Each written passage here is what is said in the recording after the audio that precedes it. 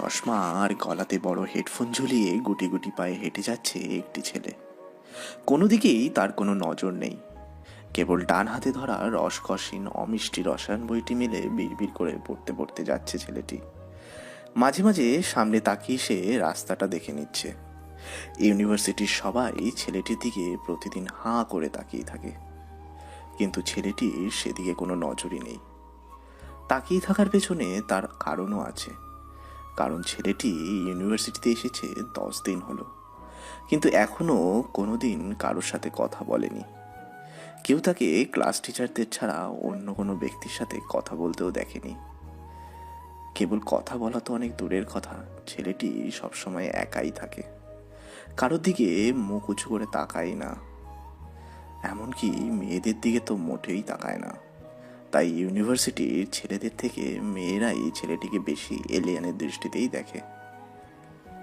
ছেলেটির নাম নিলয়। বেশ চুপচাপ থাকে। ক্লাস শুরু হওয়ার মাত্র 3 মিনিট আগে ক্লাসে প্রবেশ করে সে। একদম সবার শেষ দিকের বেঞ্চে গিয়ে চুপচাপ বসে থাকবে, আবার ক্লাস শেষ হলে সবার শেষে বেরোবে সে। যেদিন ক্লাস থাকে না সেদিন ক্যাম্পাসের বকুল আর কদম ফুলের গোল চত্বরে বসে গিটার নিয়ে টুংটুং শব্দ করে গান গাইতে থাকে। এরকম স্বভাবের কারণে নিলয়কে সবাই এক নামেই চিনে ফেলেছে। নিলয় বইটি পড়তে পড়তে এগিয়ে যাচ্ছে। হঠাৎ সে শুনতে পেল, এই বই পোকা, নীল টি শার্ট পরা মিস্টার নিলয়, এদিকে শোনেন। নিলয় ধপ করে দাঁড়িয়ে যায়। বাম পাশে তাকিয়ে দেখে 4 জন মেয়ে আর 3টে ছেলে বসে আছে, আর তাকে ডেকেছে তাদের মধ্যেই কোনো একজন মেয়ে। নিলয় গুটি গুটি পায়ে সেদিকে যায়। সেখানে যেতেই একটি মেয়ে বলে, ওই ছেলে, সমস্যা কি তোমার? আমাকে না দেখে চলে যাও রোজ। নিলয় বোকা দৃষ্টিতে মেয়েটির দিকে তাকালো, তারপর অকারণীয় একটি হাসি দিয়ে চলে যেতে লাগলো। যখন সে পা বাড়ালো তখনই আর একটা মেয়ে বলল, আরে আজব ছেলে তো মশাই, তুমি আমাদের না দেখেই এভাবে চলে যাবে? জানো আমরা দিনে কটা করে ছেলেদের প্রপোজ পাই? দিনে কতগুলো ছেলে আমাদের দিকে হা হয়ে তাকিয়ে থাকে? কতগুলো ছেলে আমাদের পেছনে ঘোরে জানো তুমি? কতগুলো ছেলে কেবল আমাদের সাথেই কথা বলার জন্য সারাদিন পড়ে থাকে, তা জানো তুমি? নিলয় আবারও মুচকি হাসলো। তবে এবার মেয়েগুলো বেশ রাগী দৃষ্টিতেই তাকালো নিলয়ের দিকে। সবাই বেশ বিরক্ত, কিন্তু ওরা যা বলেছে সবটাই সত্য। ইউনিভার্সিটির এরাই সবচাইতে বেশি সৌন্দর্যের অধিকারী। সব ছেলে মেয়ে এই কয়েকজনের সাথেই কথা বলবার জন্য পাগল হয়ে থাকে। ক্লাস শেষ করে এরা এখানে বসে আড্ডা দেয় আর র্যাগিং করতে থাকে ছেলে মেয়েদের। নিলয় সবার দিকে একবার তাকিয়ে বলল, এরকম শাকচুনিদের সাথে আমি কথা বলি না। কি? নিলয় একটু জোরে হেঁটেই ওদের থেকে দূরে চলে আসে। বেশ খানিকটা দূরে এসে দেখে মেয়েগুলো তখনও তার দিকে তাকিয়ে আছে। মেয়েগুলো বেশ অবাক চোখেই তাকায় নিলয়ের দিকে। নিলয় সোজা গিয়ে কদম গাছের গোল চত্বরে গিয়ে বসে।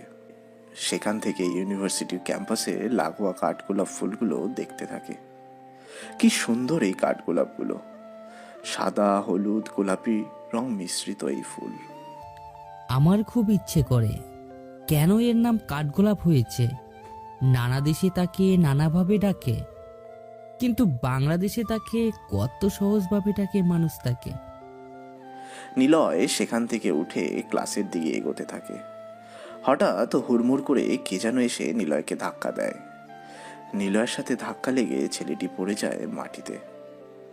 তখনই ছেলেটা বলে, ভাইয়া আমাকে বাঁচাও প্লিজ, ওরা আমাকে মেরে ফেলবে। নিলয় সামনে তাকিয়ে দেখে 4 জন লোক ওই ছেলেটাকে মারতে আসছে। নিলয় মুচকি হাসল। ততক্ষণে পড়ে থাকা ছেলেটি নিলয়ের পেছনে এসে দাঁড়ায়। নিলয়ের হাসি দেখে 4 জন লোক বলে, ওই ও কি কোনো গ্যাংস্টার নাকি যে তোকে আমাদের থেকে বাঁচাবে? আমি হলাম নাফিজ, রফিক ভাইয়ের লোক। তুই যা এখান থেকে, আমরা কিন্তু রফিক ভাইয়ের গ্যাংয়ের লোক। চুপচাপ ওকে রেখে চলে যা। নিলয় আবারও মুচকি হাসল। মুচকি হাসার পেছনে অবশ্যই এবার একটা প্রাবর্তনিক কারণও আছে। কারণটা হলো এই রফিক ভাই নিলয়কে বেশ ভালো করেই চেনে। এখানে আসার আগে রফিক ভাইকে সে সব জানিয়েছে, কিন্তু রফিক ভাই এটা জানে না যে নিলয় কেন এখানে এসেছে। নিলয় কিচ্ছু বলল না, কেবল ডান পকেটে থাকা নোকিয়া C1 মডেলের একটি ফোন পেছনে দাঁড়িয়ে থাকা ছেলেটি এক আধুনিক যুগে এমন ফোন মানুষ ব্যবহার করে দেখে একটু অবাক হলো। নিলয় হাতে রাখা ফোনে কি যেন টাইপ করলো কিছু সময় ধরে, তারপরই নাফিসের ফোন বেজে উঠল। নাফিস ফোন ধরতেই বড় বড় চোখে নিলয়ের দিকে কিছুক্ষণ তাকিয়ে ফোনটা কেটে দেয়, তারপর চোখ নামিয়ে বলে, আজ রফিক ভাইয়ের জন্য বেঁচে গেল ছেলেটি, কিন্তু রফিক ভাই জানলো কি করে ওকে মারতে এসেছি? যা শালা, তুই বেঁচে গেলি। নাফিস চলে আসার আগে একবার নিলয়ের দিকে তাকালো। নিলয়ের গোল গোল ইনোসেন্ট চাহনি যেন অনেক কিছু বলে চলেছে। যখন নাফিস চলে আসবে তখন নিলয় কড়া গলাতে বলল, এই শোন, গ্যাং নিয়ে যে আসে সে গ্যাংস্টার, আর যে একা আসে সে হলো রক স্টার। কথাটি বলেই নিলয় মুচকি হেসে চলে আসে তাদের থেকে। নাফিসের লোক হাঁ হয়ে নিলয়ের চলে যাওয়ার দিকে তাকিয়ে থাকে। এতক্ষণে বুঝে গিয়েছে তারা রফিক ভাই কিভাবে জানলো। আসলে নিলয় ফোন বের করে রফিক ভাইকে ছোট্ট একটা মেসেজ দিয়েছিল। সেখানে লেখা ছিল, তোমার লোক নাফিস আমার সামনে ঝামেলা করছে। নিলয়ের পেছনে দাঁড়িয়ে থাকা ছেলেটির নাম শোভন। সে দৌড়ে নিলয়ের পাশে যায়। নিলয় একবার তার দিকে তাকালো, তারপর আবার সামনে তাকিয়ে হাঁটতে লাগলো। ভাইয়া, তুমি কি রক স্টার? শোভনের কথা শুনে নিলয় থমকে দাঁড়ায়। নিলয় একটু বড় চোখেই ওর দিকে তাকিয়ে থাকে। এমন প্রশ্ন সে কেন করবে? সাদাসিধে মানুষ নিলয়, তাকে দেখে কি রকস্টার মনে হয়? নাম কি তোমার? জি ভাইয়া, শোভন। আমি সেকেন্ড ইয়ারে পড়ি, আইন বিভাগ। তুমি আমার সিনিয়র, দেখেই বোঝা যাচ্ছে। আমি নতুন এসেছি ভাইয়া, বললে না তো তুমি কি রক স্টার? নিলয় আবারও চুপ হয়ে যায়। বেশি কথা বলা লোক তার পছন্দ না, কিন্তু নিলয় জানে যারা বেশি কথা বলে তারা অনেক ভালো মনের মানুষ হয়। নিলয় ওর দিকে তাকিয়ে বলল, আমাকে কি দেখে তোমার রক স্টার মনে হয়? তোমার চোখ, তোমার মুখের এক্সপ্রেশন, তোমার হাঁটা, তোমার চুল, তোমার অ্যাটিটিউড, কিন্তু কিছু একটা রহস্যের মাঝে আটকে আছে। আর তুমি যখন ওদের বলেছিলে যে গ্যাং নিয়ে আসে সে গ্যাংস্টার, কিন্তু যে একা আসে সে কেবল রক স্টার। তাই ভাবলাম যে তুমি কোনো রক স্টার কিনা। নিলয় মুচকি হাসলো। এই হাসির মাঝে কোনো কারণ নেই, তবে এটা ভেবে সে হাসছে যে ছেলেটা আসলেই আইনি ব্যাপারে ভালোই পারদর্শী, ঠিকই তাকে চিনে ফেলা যাচ্ছে। নিলয় প্রসঙ্গটি পাল্টে প্রশ্ন করল, আমি আবির, অনার্স 4th ইয়ারে পড়ি, বাংলা বিভাগ। তা তোমাকে কেন মারছিল? আর বলো না ভাইয়া, সে এক লম্বা ঘটনা। এই ভার্সিটির মেয়ে লিডার আছে না, ওই যে নিশি, ওর সাথে থাকে একটি মেয়ে নাম রাহি। তাকে না আমার খুব ভালো লাগে। তাকে একদিন বলেছিলাম, আমায় ভেবে পূর্ণিমার রাতের ছাদে এসে চাঁদসহ আকাশ দেখো, যদি খুব কি ক্ষতি হবে? ব্যাস, তারপর থেকেই এই মেয়েরা আমার পিছনে পড়ে আছে। কারণ মেয়েটা এই শহরের প্রভাবশালী এক নেতার মেয়ে, তাই। নিলয় আর কিচ্ছু বলে না। হাঁটতে হাঁটতে শোভনের বিভাগের সামনে চলে আসে। যাও ক্লাসে, তোমার বিভাগ চলে এসেছে। তুমি বেশ বুদ্ধিমান ভাইয়া। রকস্টার কিনা আমি তবে জেনেই ছাড়বো। নিলয় বেস্ট অফ লাক বলে চলে আসে। নিলয় ভাবতে থাকে, সে কি আসলেই রক স্টার? তাকে দেখে কি মাস্তানি মনে হয়? কি জানি। ইউনিভার্সিটিতে ঢুকতেই নিলয় অনেকটা অবাক হয়ে চারিদিক দেখতে থাকে, কারণ ইউনিভার্সিটিতে আজ কয়েকটা পুলিশ এসেছে। নিলয়ের বুকটা ধক করে উঠল। তবে কি তাকে কেউ এখানকার চিনতে পেরে গেল? কিন্তু কিভাবে সম্ভব এটা? নিলয় যা করে তার তো কোনো প্রমাণ কিংবা সাক্ষী কিছুই রাখে না। নিলয় সামনে এগিয়ে যায়। হঠাৎ শোভনও আর দুটো ছেলে আসলো তার সামনে। ভাইয়া, ভার্সিটিতে না একটা খুন হয়েছে। খুন? কিসের খুন? আর বলো না, ওই যে কাল যে আমাকে মারতে আসছিল রফিক ভাইয়ের লোক নাফিস, তাকে কে যেন মেরে এই ভার্সিটির আইন বিভাগের সামনে ফেলে রেখে চলে গেছে। তাই পুলিশ এসেছে। নিলয় আর কিছু বলে না, কারণ নিলয় জানে সে এমন করবে না। তবে কে হতে পারে যে নাফিসকে এভাবে মেরেছে? এই শহরের মধ্যে ওর মতো আর কে আছে? ভাবতে থাকে নিলয়। ভাইয়া, তোমার সাথে পরিচয় করিয়ে দিই। এই হলো সামিউল, আর এ হলো সায়ান, আমার নতুন বন্ধু। আর এই হলো আবির ভাইয়া, আমাকে যিনি কাল সেভ করেছিল। নিলয় ওদের দুজনের দিকে তাকায়। নিলয় খেয়াল করে শোভনের বাম হাতে ছোট ব্যান্ডেজ করা, কিন্তু কাল তো এটা ছিল না। আচ্ছা ভাইয়া, তুমি তো কারোর সাথে কথা বলো না, তাহলে আজ থেকে আমাদের তোমার সাথে রাখো না প্লিজ ভাইয়া, আমরা তো জুনিয়র। নিলয় কিছুই বলে না, কেবল সামনে এগোতে থাকে। গাছতলায় বসে ভাবতে থাকে, নাফিসকে কে মারতে পারে? রফিক ভাই? কিন্তু উনি তো মারার আগে আমাকে বলবে। কিছু সময় নীরব হয়ে বসে থাকার পর আবির নামের একটি ছেলে এসে পাশে বসে।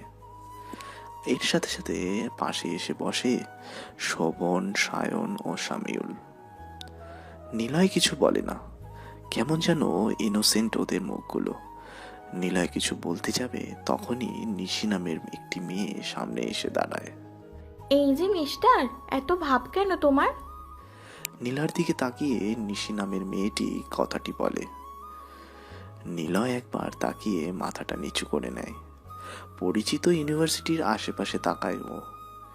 এখানে আসার উদ্দেশ্য কেবল একটা নয়, অনেকগুলো কারণ আছে। তবে মেন কারণ একটা আগন্তুক, যাকে নিলয় খুঁজে বেড়াচ্ছে। কি হলো, কানে সমস্যা? সমস্যা।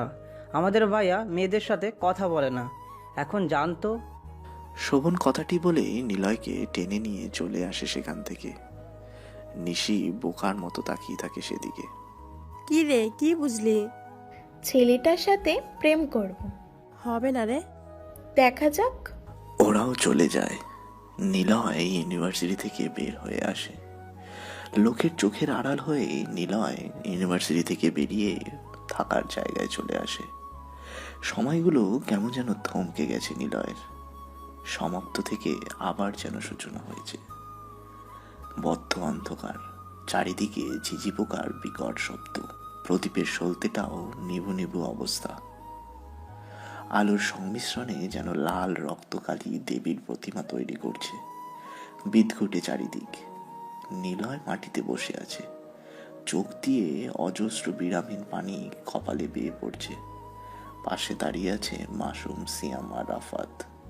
তারা তিনজনও একদম চুপ হয়ে দাঁড়িয়ে আছে।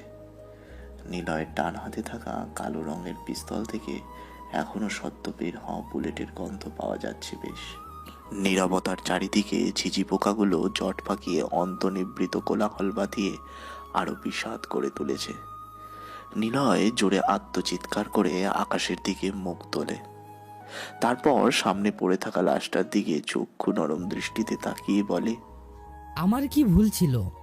কি করেছিলাম আমি? তোকে ভালোবেসেছিলাম বলে? কথাটা শেষ করে আবারও ঠাস ঠাস করে দুইটা গুলি মৃত লাশের বাড়িতে প্রবেশ করে। তারপর উচ্চ স্বরে হেসে দিয়ে বলে, আমার বন্ধু ছিলি না তুই? ভালোবাসতাম কাকে? ওই রাকিবকে। আর তুই কি না এমন করলি? পড়ে থাকা বাড়িটা নিলয়ের প্রিয় বন্ধু রাকিবের। রাকিবকে এখানে তুলে আনা হয়নি, বরং রাকিবকে এখানেই খুঁজে পেয়েছে নিলয় এবং সেখানেই মেরে দিয়েছে। নিলয় আবারও কান্না করছে, বিড়বিড় করে বলতে থাকে, কি দোষ ছিল? কেন এমন করলি? আমি তো ছেড়েই দিয়েছিলাম মাস্তানি। ভাইয়া চলো, অনেক রাত হয়েছে। নিলয়কে ধরে তোলে ওরা তিনজন। নিলয় চুপ হয়ে হাঁটতে থাকে। দূরেই দেখতে পায় একটি অবয়ব, সেই পরিচিত ছায়া। তবে মুখটা অচেনা নিলয়ের, সেই আগন্তুক যার জন্য নিলয় ইউনিভার্সিটিতে এসেছে। হ্যাঁ, নীলাদ্রিকে খুঁজতে সে ইউনিভার্সিটিতে আবারও গিয়েছে, কারণ ভাইয়া রাকিবকে কেন মারলে? রাফাতের প্রশ্ন শুনে নিলয় থেমে যায়। গাড়ির দরজা খুলতে যাবে তখনই রাফাত প্রশ্নটি করে। নিলয় রাফাতের দিকে তাকিয়ে চোখের পানি কয়েক ফোঁটা ফেলে দেয়। তারপর দরজা খুলে বাইরের দিকে মুখ করে বসে সিগারেট জ্বালায়। রাকিবের মৃত বাড়িটা দূর থেকে এখনো দেখা যাচ্ছে। নিলয় সেদিকে তাকিয়ে বলে, নিলয় বেঈমানদের কখনো বাঁচিয়ে রাখে না, এনে দেখ। কিছু ফটোগ্রাফ নিলয় তার বড় কোটের পকেট থেকে বের করে ওদের তিনজনের দিকে দেয়। সবাই দেখতে থাকে রাকিব একটা মুখোশধারী মেয়ের সাথে কথা বলছে। নিলয় বলে, এই মেয়েটা নীলাদ্রি, রাকিব মেয়েটাকে চেনে। আশরাফ সাহেবও সবটাও জানতো, কিন্তু তিনি চেয়েছিলেন আমি যেন সবকিছু খুঁজে বের করতে পারি। তিনি বেঁচে থাকলে হয়তো অনেক আগেই কাছের শত্রুদের মেরে ফেলতে পারতাম। নিলয় সিগারেট শেষ করে। ফোনটা তখন বেজে ওঠে। স্ক্রিনের দিকে তাকিয়ে দেখে আফরিনের নাম্বার। নিলয় ফোন রিসিভ করে। ভাইয়া, কাজ হয়ে গেছে। ওকে। আফরিন কল কেটে দেয়। আফরিন নিলয়ের হয়ে কাজ করছিল। আফরিনকে যেদিন নিলয়ের লোকেরা তুলে এনেছিল সেদিনই জানতে পারে রাকিব নীলাদ্রিকে জানে, আর আফরিনের সাথে রাকিবের ভালোবাসার গেম খেলছে। আফরিন পরে জানতে পেরে নিলয়কে সবটা বলে। নিলয় বহুবার রাকিবের কাছে নীলাদ্রির কথা জানতে চেয়েছিল, কিন্তু সে বলেনি। রাকিবকে নিলয় মারত না, যদি না সে নিলয়ের সাথে বেইমানি করত। নিলয়ের ফোনটা আবারও বেজে ওঠে। তাকিয়ে দেখে অচেনা একটা নাম্বার থেকে কল এসেছে। নিলয় রিসিভ করে। ওপাশ থেকে বলতে থাকে, কি দোষ করেছিল তোমার কাছে? কেন তুমি মেরেছিলে তাকে? সে যদি অনেক বড় দোষ করে থাকে তাহলে আপনিও অনেক বড় দোষী। মিস্টার নিলয়, তোমার সামনে তো রাকিবকে টোপ হিসেবে রেখেছিলাম, অস্ত্র নয়। মাইন্ড দিয়ে খেলো মিস্টার রাফিয়ান। কলটা কেটে দেয় নীলাদ্রি। নিলয়ের চোখে রাগের প্রতিচ্ছবি বেশ কড়াভাবেই ফুটে উঠেছে। নিলয় বিড়বিড় করে বলে, তবে কি সে চাচ্ছে? আমি আমার কাছের লোকদের এক এক করে মেরে ফেলি? সে চাইটা কি? আমাকে ধ্বংস করতে চাইলে একবারই করুক, এইভাবে খেলা করার কি দরকার? নিলয় ইউনিভার্সিটির গেটের কাছে আসতেই শোভন, সায়ন আর শামিউল সামনে এসে দাঁড়ায়। হাই আবির ভাইয়া, কেমন আছো? ভালো। নিলয় ইউনিভার্সিটির মধ্যে প্রবেশ করে। দূর থেকে নিশিকে সে দেখতে পায়। নিলয়দের দিকে এগিয়ে আসতে থাকে। নিলয় নিশির দিকে ভালোভাবে লক্ষ্য করে। কেমন যেন নিশিকে তার চেনা চেনা লাগছে। কোথায় যেন সে এর আগে তাকে দেখেছে। বহুদিনের পরিচিত কেউ হবে। কেমন আছেন মিস্টার আবির? নিলয় কিছু বলে না। নিশির দিকে কিছু সময় তাকানোর পর সোজা হেঁটে চলে যেতে থাকে। নীল রঙের বাড়িটা আজ বেশ ফাঁকা লাগছে। চারিদিক যেন একদম আদি শূন্য ভর করেছে। লোলুপ দৃষ্টিতে নিলয় কিছুটা সময় বাড়ির আশেপাশে তাকায়। এই বাড়িতে অনেকদিন হলো সে আসে না। আসলেও মাত্র ওই এক রাতের জন্য সে থাকে। সকাল হলেই আবার চলে যায়। প্রিয় রুমটাতে গিয়ে বিছানার নিচে থাকা .52 ক্যালিবারের পিস্তলটি হাতে নেয় নিলয়। নিজের কপালে লাগিয়ে বহুবার ট্রিগারে চাপ দিতে চেয়েছে নিলয়, কিন্তু পারেনি। কেন পারেনি নিলয় তার উত্তর আজও খুঁজে পায় না। বিছনায় এসে ধপ করে বসে পড়ল ও। মাসুম, রাফাত আর সিয়াম সোফাতে বসে নিলয়ের উদ্ধত মন খারাপের অধনায় তাকিয়ে আছে। নিলয় কিছু একটা বলতে যাবে, তার আগেই মাসুম বলল, ভাইয়া, তোমাকে আর এখানে আসতে দেব না। তুমি এখানে আসলে কেমন যেন চুপচাপ হয়ে যাও। ভাইয়া, ভাবি যে এমন করবে কে জানতো। এসব বাদ দাও, চলো পুরো শহরটাকে আগুনের মতো জ্বালিয়ে দিই, রাজত্ব করি চলো। নিলয় কিচ্ছু বলে না। ওদের দিকে তাকাতেই ওদের পেছনে থাকা দেয়ালে নেহার সেই খরগোশ ছানা ধরে রাখার ছবিটা নিলয়ের চোখে পড়ল। চোখের পলককে বাধাগ্রস্ত করে কিছুক্ষণ তাকিয়ে থাকে সে। তাকিয়ে থেকে বলে উঠল, এখানে আসলে কেমন যেন হালকা লাগে। না লাগে না, এখানে আসলে তুমি নেহা ভাবির কথা খুব করে মনে করো। ওর সাথে কাটানোর সময়গুলো তোমাকে দুমড়ে মুচড়ে শেষ করে দেয়। প্লিজ আর আসবে না। যা হয়েছে সেটা না হয় বাদ দাও। মাসুমের কথা শুনে নিলয় হাসে। কাছের মানুষ বলতে মাসুম, রাফাত আর সিয়াম ছাড়া ওর কেউ নেই। আর সামনে ঢাকা সিটির মেয়র নির্বাচন। সেখানে নিলয় মাসুমকে সিলেক্ট করেছে নির্বাচন করতে। নিলয় কিছুক্ষণ পায়চারি করতে করতে থেমে গিয়ে বলে, ঢাকা ভার্সিটিতে কেউ আমাকে চিনতে পারেনি তো? না ভাইয়া। তোমার গেট আপটা আলাদা একদম। ওখানে যাওয়ার কারণটা তো জানিস, নীলাদ্রিকে খুঁজে বের করা। আমি জানি ও এই ভার্সিটিতেই পড়ে, রাকিবের মাধ্যমে জেনেছিলাম। অবশ্য ব্যাপারটা নেহাকেও আমি বলেছি, যদি ওকে পেতে চাই তাহলে এই ভার্সিটিতেই যেতে হবে। আর সেই কারণেই আমি ওখানে যাচ্ছি। কিন্তু রফিক ভাইয়ের জন্য মনে হয় ঝামেলা বাঁধতে পারে। নিলয় কিছুক্ষণ থামলো। এই ঘরটাতে অনেকগুলো নেহার ছবি লাগানো আছে। সবগুলো এক এক করে দেখতে লাগলো। ওর হাসি মিশ্রিত ছবি কি অবলা লাগছে তাকে। কিন্তু কে জানতো এই মিষ্টি হাসির পেছনে লুকিয়ে থাকবে এমন একজন। নিলয় মুচকি হাসলো।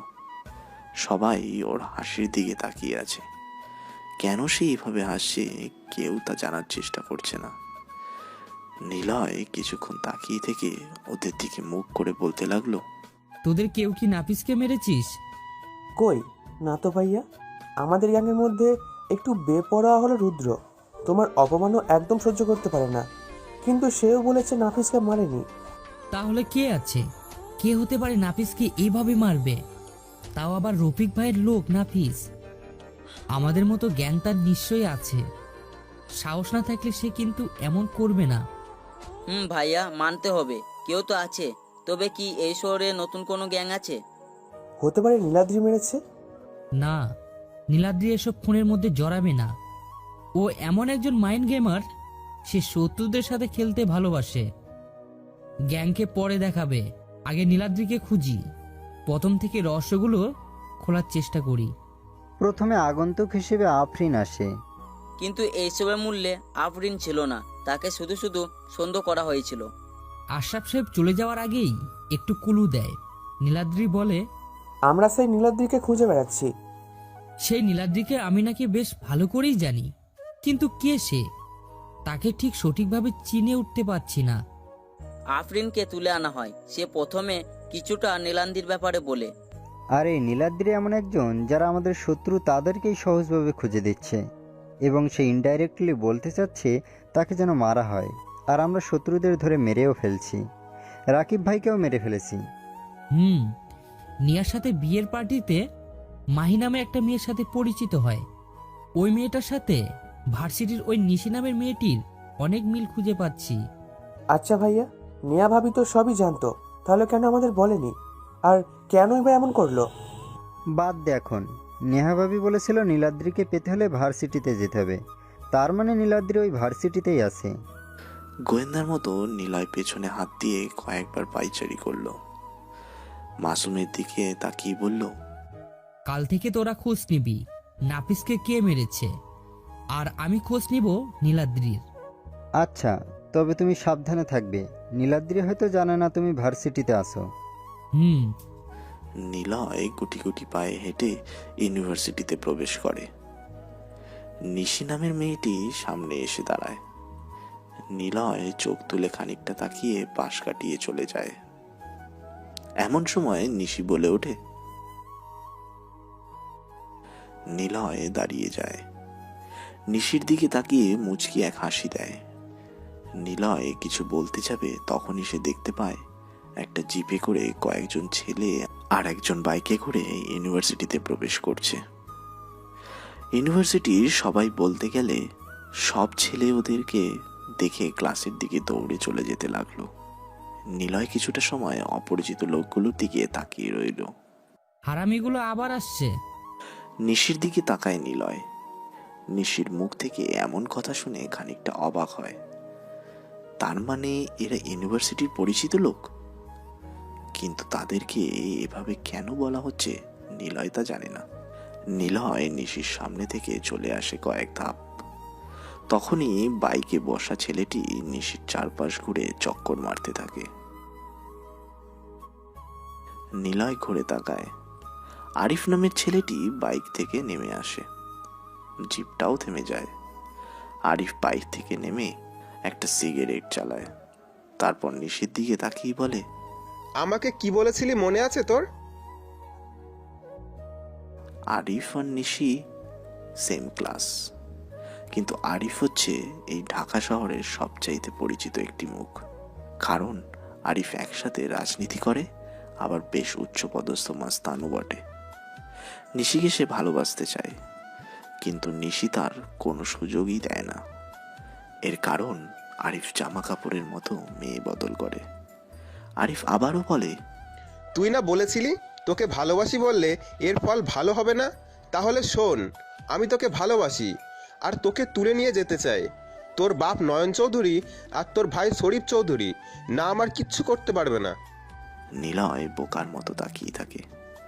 আরিফের কাছ থেকে শোনা নাম দুটোর সাথে নিলয় অনেক আগেই পরিচিত, কিন্তু ওনাদের সাথে নিলয়ের কোনোদিনও কথা হয়নি। কেবল আশরাফ আর সাহেবের মুখ থেকে দুজনের কথা শুনেছিল। সিআইডি অফিসার শরীফ চৌধুরী আর সাংবাদিক নয়ন চৌধুরী, দুটো নাম বেশ পরিচিত নিলয়ের কাছে। আর এই দুটো নাম জড়িয়ে আছে নীলাদ্রি নামের সেই আগন্তুক মেয়েটির সাথে। তার মানে? নিলয় দুয়ে দুয়ে চার ভেবে নিশির দিকে এগোতে থাকে। আরিফ নিশির হাত ধরতে নিশি বলে, না হলে কি, মেয়ে মানুষ, এত দিমাগ নিয়ে চলা ঠিক না, না হলে তোকে কিন্তু তোর এই রূপের অহংকারের ফল পেতে হবে। আরিফ নিয়ার হাত বেশ শক্ত করে ধরে। নিলয় পাশে এসে দাঁড়ায়। নিলয়ের দিকে আরিফ কিছু সময় তাকিয়ে থেকে বলে, আব্বে তুই কে? কি হলো, কথা বলিস না কেন? বোবা নাকি? ও, মেয়েটার জন্য দরদ জমেছে নাকি? ওই জিশান, দেখো নায়ক আসছে, শালাটাকে বানা, আমি ওরে দেখছি। জিপ থেকে ছেলেগুলো নামতেই সবাই শুনতে পায় একটি হুইসেল। গেটের দিকে তাকিয়ে দেখে দুটো জিপে করে 17-18 জন পুলিশ ইউনিভার্সিটিতে প্রবেশ করেছে। আরিফ নিশির হাত ছেড়ে দেয়। জিসানও থেমে যায়। আরিফ নিশি আর নিলয়ের দিকে রাগি চোখে তাকিয়ে থাকে কয়েক মিনিট। পুলিশগুলো চলে এসে ওদের ঘিরে ধরে। আরিফের দিকে তাকিয়ে নিশি বলে, তোকে তো আমি পরে। সবাই ইউনিভার্সিটির গেটের দিকে তাকায়। কালো রঙের একটা বড় গাড়ি ইউনিভার্সিটির মেন গেট ক্রস করে নিলয়দের দিকে এগিয়ে আসছে। কয়েক সেকেন্ড পরেই গাড়িটা তাদের থেকে কয়েক হাত দূরে এসেই দাঁড়ায়। গাড়ির দরজা খুলে কালো স্যুট পরা একজন ব্যক্তি নামলো। নিলয় নিশির দিকে তাকায়। নিশি মুচকি হাসে। নিলয় লোকটাকে বেশ ভালো করেই চেনে। ইনি হলেন সিনিয়র সিআইডি অফিসার শরীফ। ছদ্মবেশী নিলয়কে এখন কেউই না চিনতে পারলেও নিলয় কিন্তু সবাইকেই চেনে। শরীফ সাহেবের কথা মতো পুলিশরা আরিফকে নিয়ে চলে যায়। নিশি এসে শরীফকে জড়িয়ে ধরে বলে,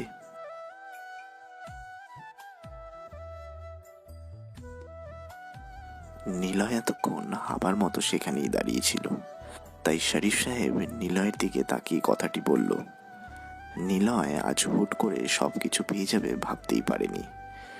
নীলাদ্রিকে খোঁজার সে কতটাই না চেষ্টা করেছে, অথচ সে নীলাদ্রিকে আগেই চিনত।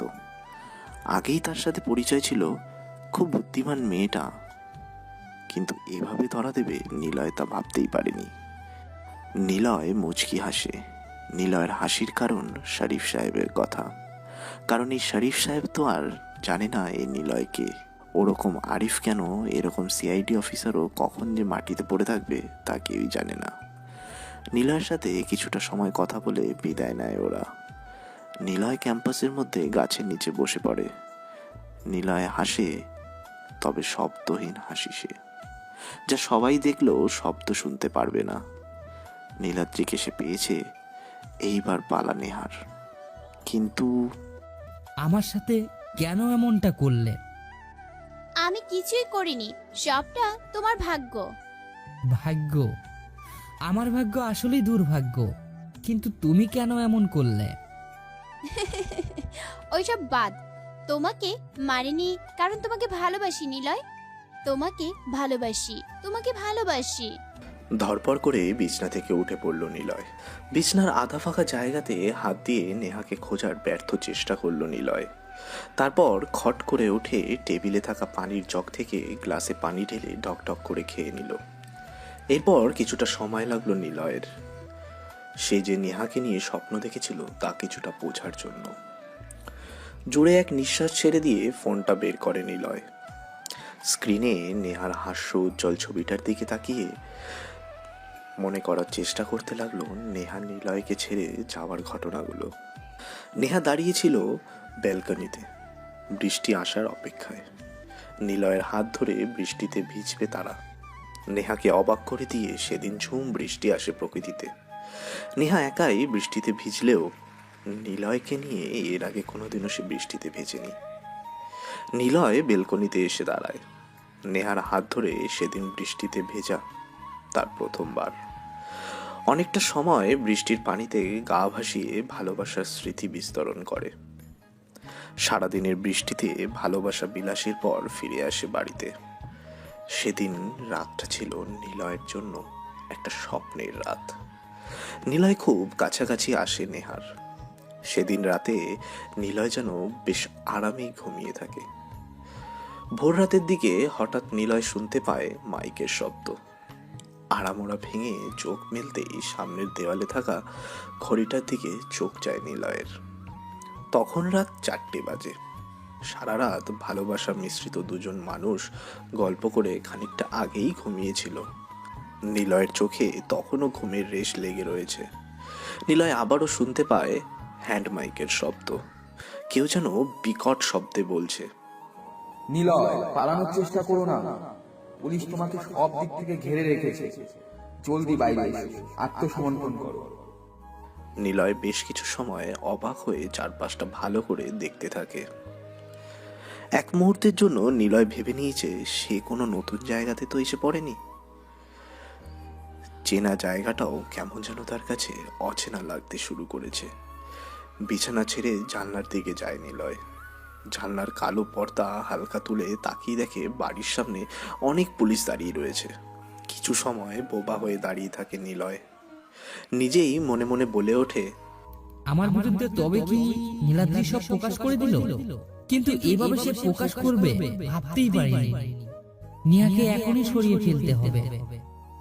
কথাগুলো ভাবতে ভাবতে নিলয় বিছনার দিকে তাকায়। এতক্ষণ নেহা সেখানেই ঘুমাচ্ছিল, কিন্তু নিলয় দেখে সেখানে কেউ নেই। নিলয় কোনো কথাই বলে না। বিছনায় থাকা বালিশের পাশে ফোনটা হাতে নিয়ে মাসুমকে কল দেয়, কিন্তু ফোনটা বেজেই চলছে। তবুও কেউ রিসিভ করে না।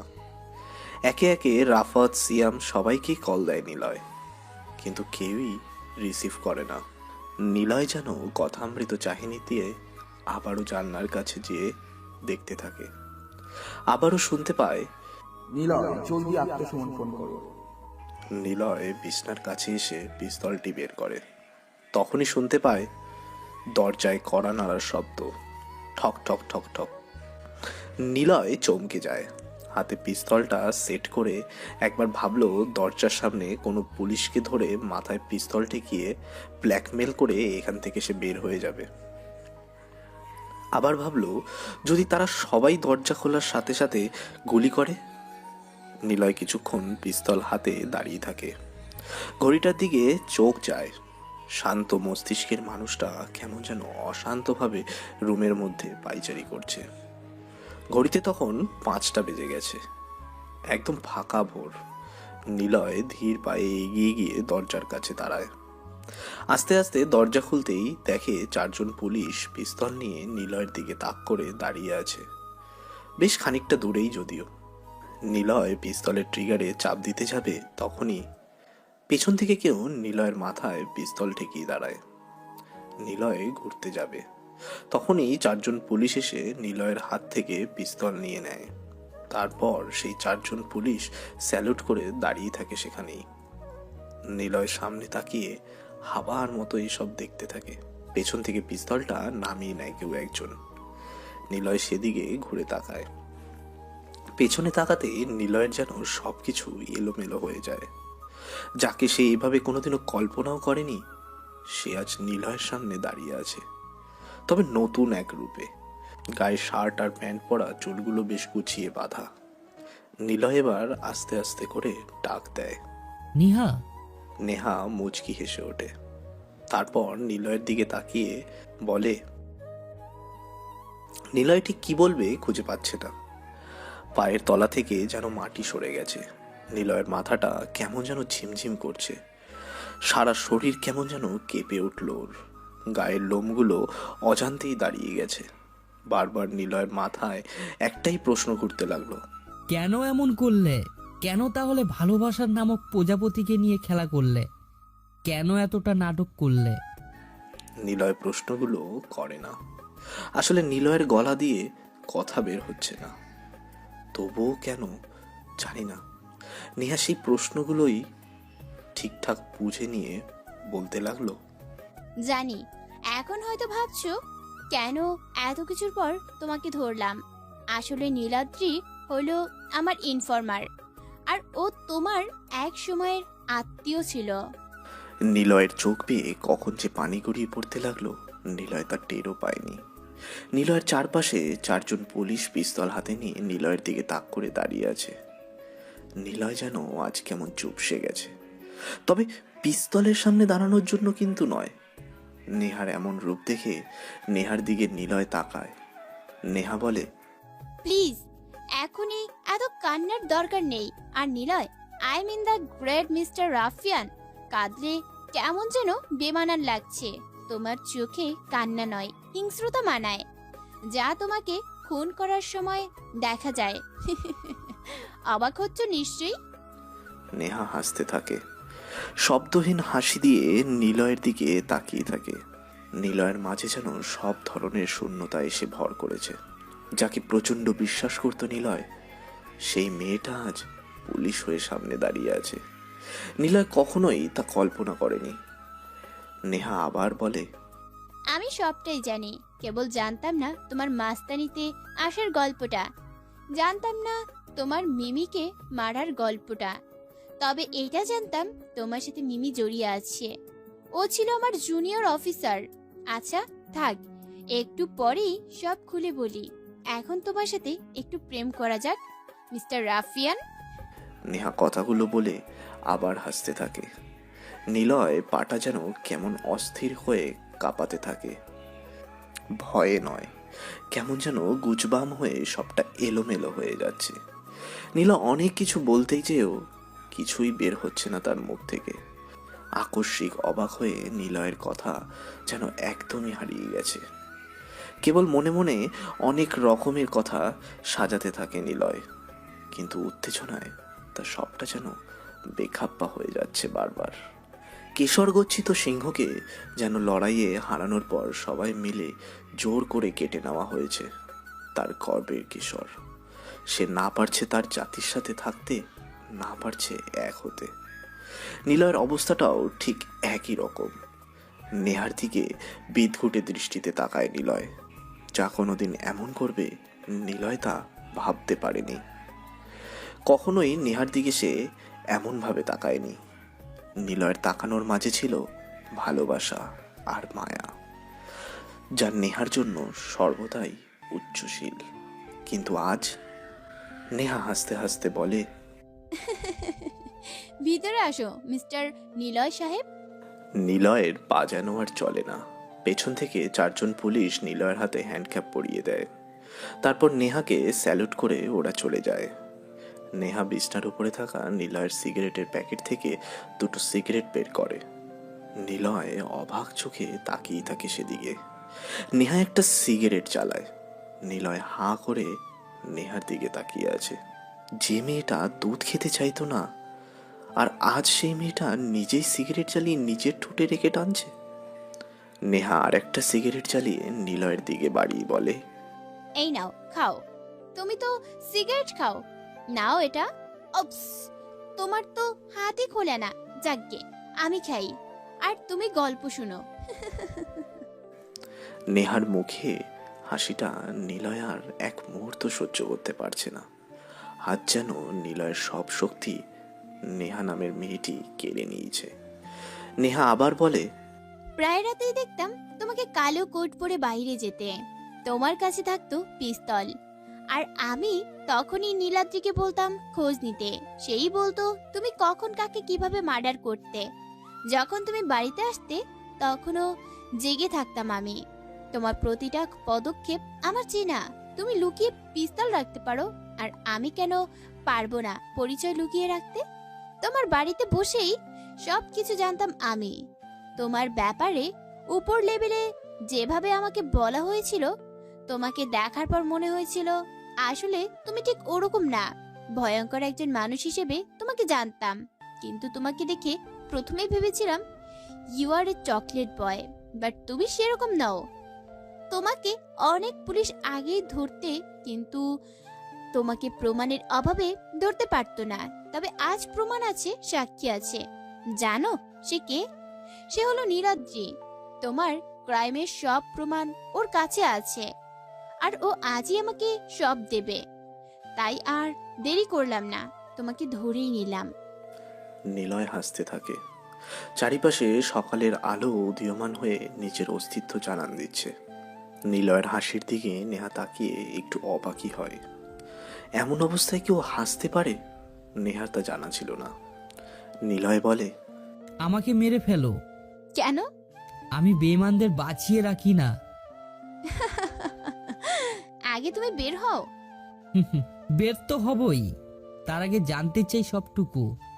কেন এমন করলে? নেহা উঠে পাইচারি করে কয়েকবার।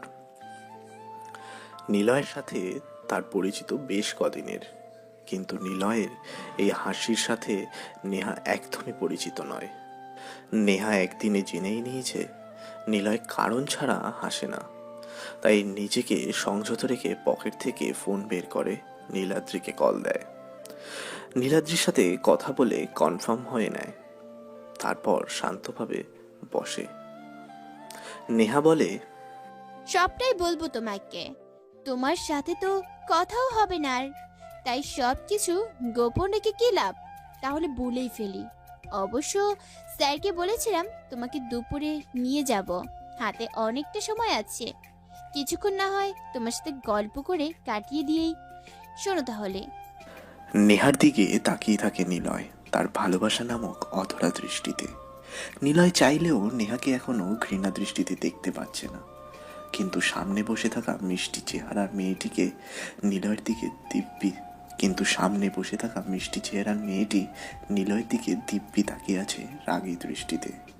নেহা বলে, লাবিদ হাসান হচ্ছেন ক্রাইম ব্রাঞ্চের প্রধান অফিসার। যখন লাস্ট সেমিস্টারে আসি তখন খুব বেপরোয়াভাবে চলাফেরা করতাম। একদিন সন্ধ্যায় রাত হবে, আমি আর মিমি দুজনে নিজের ঘরে ফিরছিলাম। যখন বিশ্ববিদ্যালয়ের মেন রাস্তা ক্রস করে কিছুটা ফাঁকা রাস্তায় আসি, তখন কারো চিৎকার শুনতে পাই। গুড়ি গুড়ি বৃষ্টি হচ্ছিল, তাই মানুষজন খুব একটা ছিল না বললেও চলে। যখন সেই চিৎকারের রহস্য উদ্ঘাটন করতে যাই, তখনই সেখানে যেয়ে দেখি ময়লার ড্রেনে কেউ পড়ে আছে। আমি আর মিমি খানিকটা অবাক হই। লোকটা বারবার মৃত চিৎকার বলছে। কেউ আছেন? আমাকে একটু সাহায্য করুন। লোকটাকে কোনোদিন দেখিনি আমরা, চিনিও না। গায়ে ছিল পুলিশের পোশাক, তাই প্রথমেই মনে করে নিয়েছিলাম পুলিশি ঝামেলাতে জড়ানোর কোনো দরকারই নেই। কিন্তু লোকটার আত্মচিৎকার আমাকে কেমন যেন ভাবিয়ে তোলে। ওনাকে ধরে নিয়ে হসপিটালে নিয়ে যায়। নেহা থেমে যায়। নিলয় বোকা চাহনি দিয়ে নেহার দিকে তাকিয়ে আছে। নিলয় জানে পরের গল্পটা, কারণ নাবিদকে নিলয়ের লোকই গুলি করেছিল। তার কারণ ছোট নয়, তার কারণ অনেকটা। নাবিদ হাসান নতুন জয়েন করেছিল ঢাকাতে, আর এসেই সব রকম ঝামেলা শুরু করে দেয়। প্রথমেই নাবিদ নিলয়ের গ্যাংয়ের সাথে ঝামেলাতে জড়িয়ে পড়ে। একসময় নিলয়ের লোক নাবিদকে গুলি করে রাস্তায় ফেলে আসে। নেহার দিকে তাকায় নিলয়। নেহা বলে, নিলয় হাসান কে তখন জানতাম না, ওনার মুখে শুনতাম তোমার কথা। তোমার লোকেরাই ওনাকে গুলি করে, তুমি নাকি কাউকে জেনে শুনে মারোই না, কিন্তু তোমার লোকেরা তা শোনে না। প্রতিদিন ওনার থেকে তোমার গল্প শুনতাম।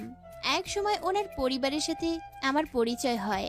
বলতে গেলে ক্লাসের নাম করে আমি ওনাদের বাড়িতেই কাটাতাম সব সময়। উনি আমাকে মা বলেই ডাকতেন। একদিন উনি বেশ খুশি হয়েই এসে আমাকে বলে, নিলয়কে ধরা পুরো বাংলাদেশ পুলিশের কাজ নয়, কারণ সে খুব চালাক, চতুর আর খুব ভয়ঙ্কর। আমাদের আগে সে 2 লাইন বেশি ভেবে পথ চলে। ওর সাথে মাইন্ড গেম খেলা দরকার। তাই আমিও আমার টিম সিদ্ধান্ত নিয়েছি যে তুমি আর মিমি ক্রাইম ব্রাঞ্চে যোগ দাও। তোমাদের নিলয়কে ধরার মিশনে পাঠানো হবে। আর কেন হবে তা বলছি, কারণ নিলয় কখনো মেয়েদের সাথে খারাপ ব্যবহার করে না, আর মেয়েদের উপর রাগও দেখায় না। আর জানোই তো, নারীর কাছে সব পুরুষই বন্দী। সো প্লিজ নেহা, আমার কথা শোনো, সবটা তোমাকে বুঝিয়ে বলা হবে। নিলয় একটা আতঙ্ক। ওসব উচ্চ শ্রেণীর লোকদের ধরে নিয়ে গিয়ে মেরে দেয়। জানি সেই সমস্ত লোকদের সাথে নিলয় এমনি এমনি শত্রুতা করে না।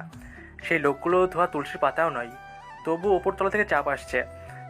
না তো নিলয়কে আমরা কোনোদিন ক্রাইম স্পটে দেখেছি, আর না কেউ তাকে মারতে দেখেছে। যে দেখেছে সে হয় কথা বলতে পারার অবস্থায় নেই, আর অথবা সে হয়তো দুনিয়ায় নেই। তাই প্লিজ আমার কথা শোনো, তোমাদের দিয়ে সবটাই হবে। ওনার কথা শুনে আমি আর মিমি অবাক হই। তারপর বহু রিকোয়েস্টের পরে আমরা দুজনে জয়েন করি। মিমিকে প্রথম তোমাকে ধরার জন্য পাঠানো হয়, আর আমাকে তখন নিয়োগ দেওয়া হয় তোমার উপরে একটা থিসিস তৈরি করতে। আর সেই সময় থেকে নীলাদ্রিকে আমি তোমার পিছনে লাগিয়ে দেই। সব কিছু ঠিকঠাক চলছিল। মজার ব্যাপার কি জানো, আমাকে শুধুমাত্র তোমাকে ধরার জন্যই রাখা হয়। সব ঠিকঠাক চলছিল, কিন্তু মিমি ভুলটাই করে বসে তোমার সামনে চটজলদি নিজেকে পরিচয় দিয়ে। খুব কাঁচা ছিল মেয়েটা। আর সে কি করলো, তোমাকে ধরার বদলে তোমাকে মেরেই ফেলেছিল প্রায়। আর তার উপর তোমার আহত বা নিহত বডি তখন খুঁজে পাচ্ছিলাম না। এই কারণে আমরা কয়েকদিন খুব সাবধানে থাকি। এরপর তুমি আবার ফিরে এলে, তারপর মিমিকে মারলে। আমরা আরো সাবধান হয়ে যাই, আর তোমাকে ধরার কোনো প্ল্যানই কাজে আসছিল না। এক সময় জানতে পারি আমার আব্বুর সাথে তোমার বেশ সখ্যতা। ব্যাস, প্ল্যান পেয়েও গেলাম, কেবল সঠিক সময় আসছিল না। একদিন কাকতালীয়ভাবে সেই সময়টাও চলে আসে। বাড়ি থেকে বের হতেই তুমি নিজেই আমাকে তুলে নিয়ে এলে। তুমি গাড়িতে আমাকে তুলে আনছিলে ঠিকই, আর তোমার গাড়ির পেছনে পুলিশের গাড়িও ছিল, এটাও সত্য। তোমার প্রতিটা পদক্ষেপ আমি জানতাম। ধীরে ধীরে তোমার সাথে একদম সাধারণভাবে মিশে যাই। কেবল অপেক্ষাতে ছিলাম তোমার ব্যাপারে পুরো প্রমাণ কবে আমার হাতে আসবে। ব্যাস, সেটা আজই পেয়ে যাব। তাই তোমাকে ধরে নিতে হলো। নিলয় কোনো কথা বলে না, কেবল নির্বাক দৃষ্টিতে তাকিয়ে রইল নেহার দিকে। নিলয় নিজেও জানে না কিভাবে তাকে ধরা হবে, আর কবেই বা ঢপ মাস্তানির খাতায় নিলয়ের নাম সবার আগে উঠে থাকবে কেই বা জানতো। কিন্তু নেহাকে এভাবে সে কখনোই কল্পনা করেনি। নেহার দিকে তাকিয়ে নিলয় বলে, খুব ভালো মিস নেহা আহসান, আমি আবার বলছি, আমাকে মেরে ফেলো, না হলে আমি বেঁচে থাকলে সবকিছু শেষ করে দিতে পারি। এটা তুমি ভালো করেই জানো। আমাকেও শেষ করে দেবে? নিলয় কোনো কথা বলে না। নেহার দিকে তাকিয়ে চোখ নামিয়ে নেয় নিলয়। নেহা নিলয়ের দিকে তাকিয়ে থাকে, আর নেহা বলে ওঠে, তুমি পারবে না আমাকে শেষ করতে, কারণ তুমি আমাকে ভালোবাসো। নিলয়, তোমাকে একটা রিকোয়েস্ট করি, প্লিজ এবার সবকিছু ছেড়ে দাও, এই জীবন থেকে বেরিয়ে আসো। চলো না, আমরা একসাথে বাঁচি। আমি তোমাকে সত্যি ভালোবাসি নিলয়। হয়তো ভাবছো এত কিছুর পরেও তোমাকে ভালোবাসি কথাটা বলছি কিভাবে। আসলে নিলয়, আমি মিস্টার রাফিয়ানকে নয়, একদম সাধারণ একটা ছেলে মিস্টার নিলয়কে ভালোবাসি। এটা হয়তো ভাবছো তোমাকে না ধরে অন্যভাবেও তোমার এই পথ থেকে বের করা যেত কি না। তা যেত, কিন্তু আমি যে দায়িত্বে বাঁধা। তুমি যেদিন নিজেই বলেছিলে সবকিছু ছেড়ে দিয়ে নতুনভাবে বাঁচবে, সেদিন আমার থেকে খুশি কেউ হয়নি। ভেবেই নিয়েছিলাম তোমার সাথে বাকি সময় থাকার জন্য। আমিও এই দায়িত্ব থেকে বের হয়ে আসব, কিন্তু তুমি কি করলা? আবার শুরু করলা। তোমাকে নিয়ে পারছি না নিলয়, তোমাকে বড্ড ভালোবাসি আমি নিজের থেকেও। প্লিজ তুমি ফিরে এসো, কথা দিচ্ছি আমি আইনের সহায়তায় তোমাকে বের করে আনবো, একসাথে বাঁচবো, তোমাকে ভালোবেসে সব সময় থাকতে চাই। নিলয় কোনো কথা বলে না। কান্না মিশ্রিত নেহার দিকে নিলয় বেশ খানিকটা সময় ধরে তাকিয়ে আছে। হয়তো নিলয় দেখতে যাচ্ছে কত রকমভাবে মেয়েরা তাদের রূপটা বদলায়। নিলয় কোনো কথা বলে না, শুধু উচ্চস্বরে হাসতে থাকে। নেহা নিলয়ের হাসির দিকে তাকিয়ে থাকে এক দৃষ্টিতে।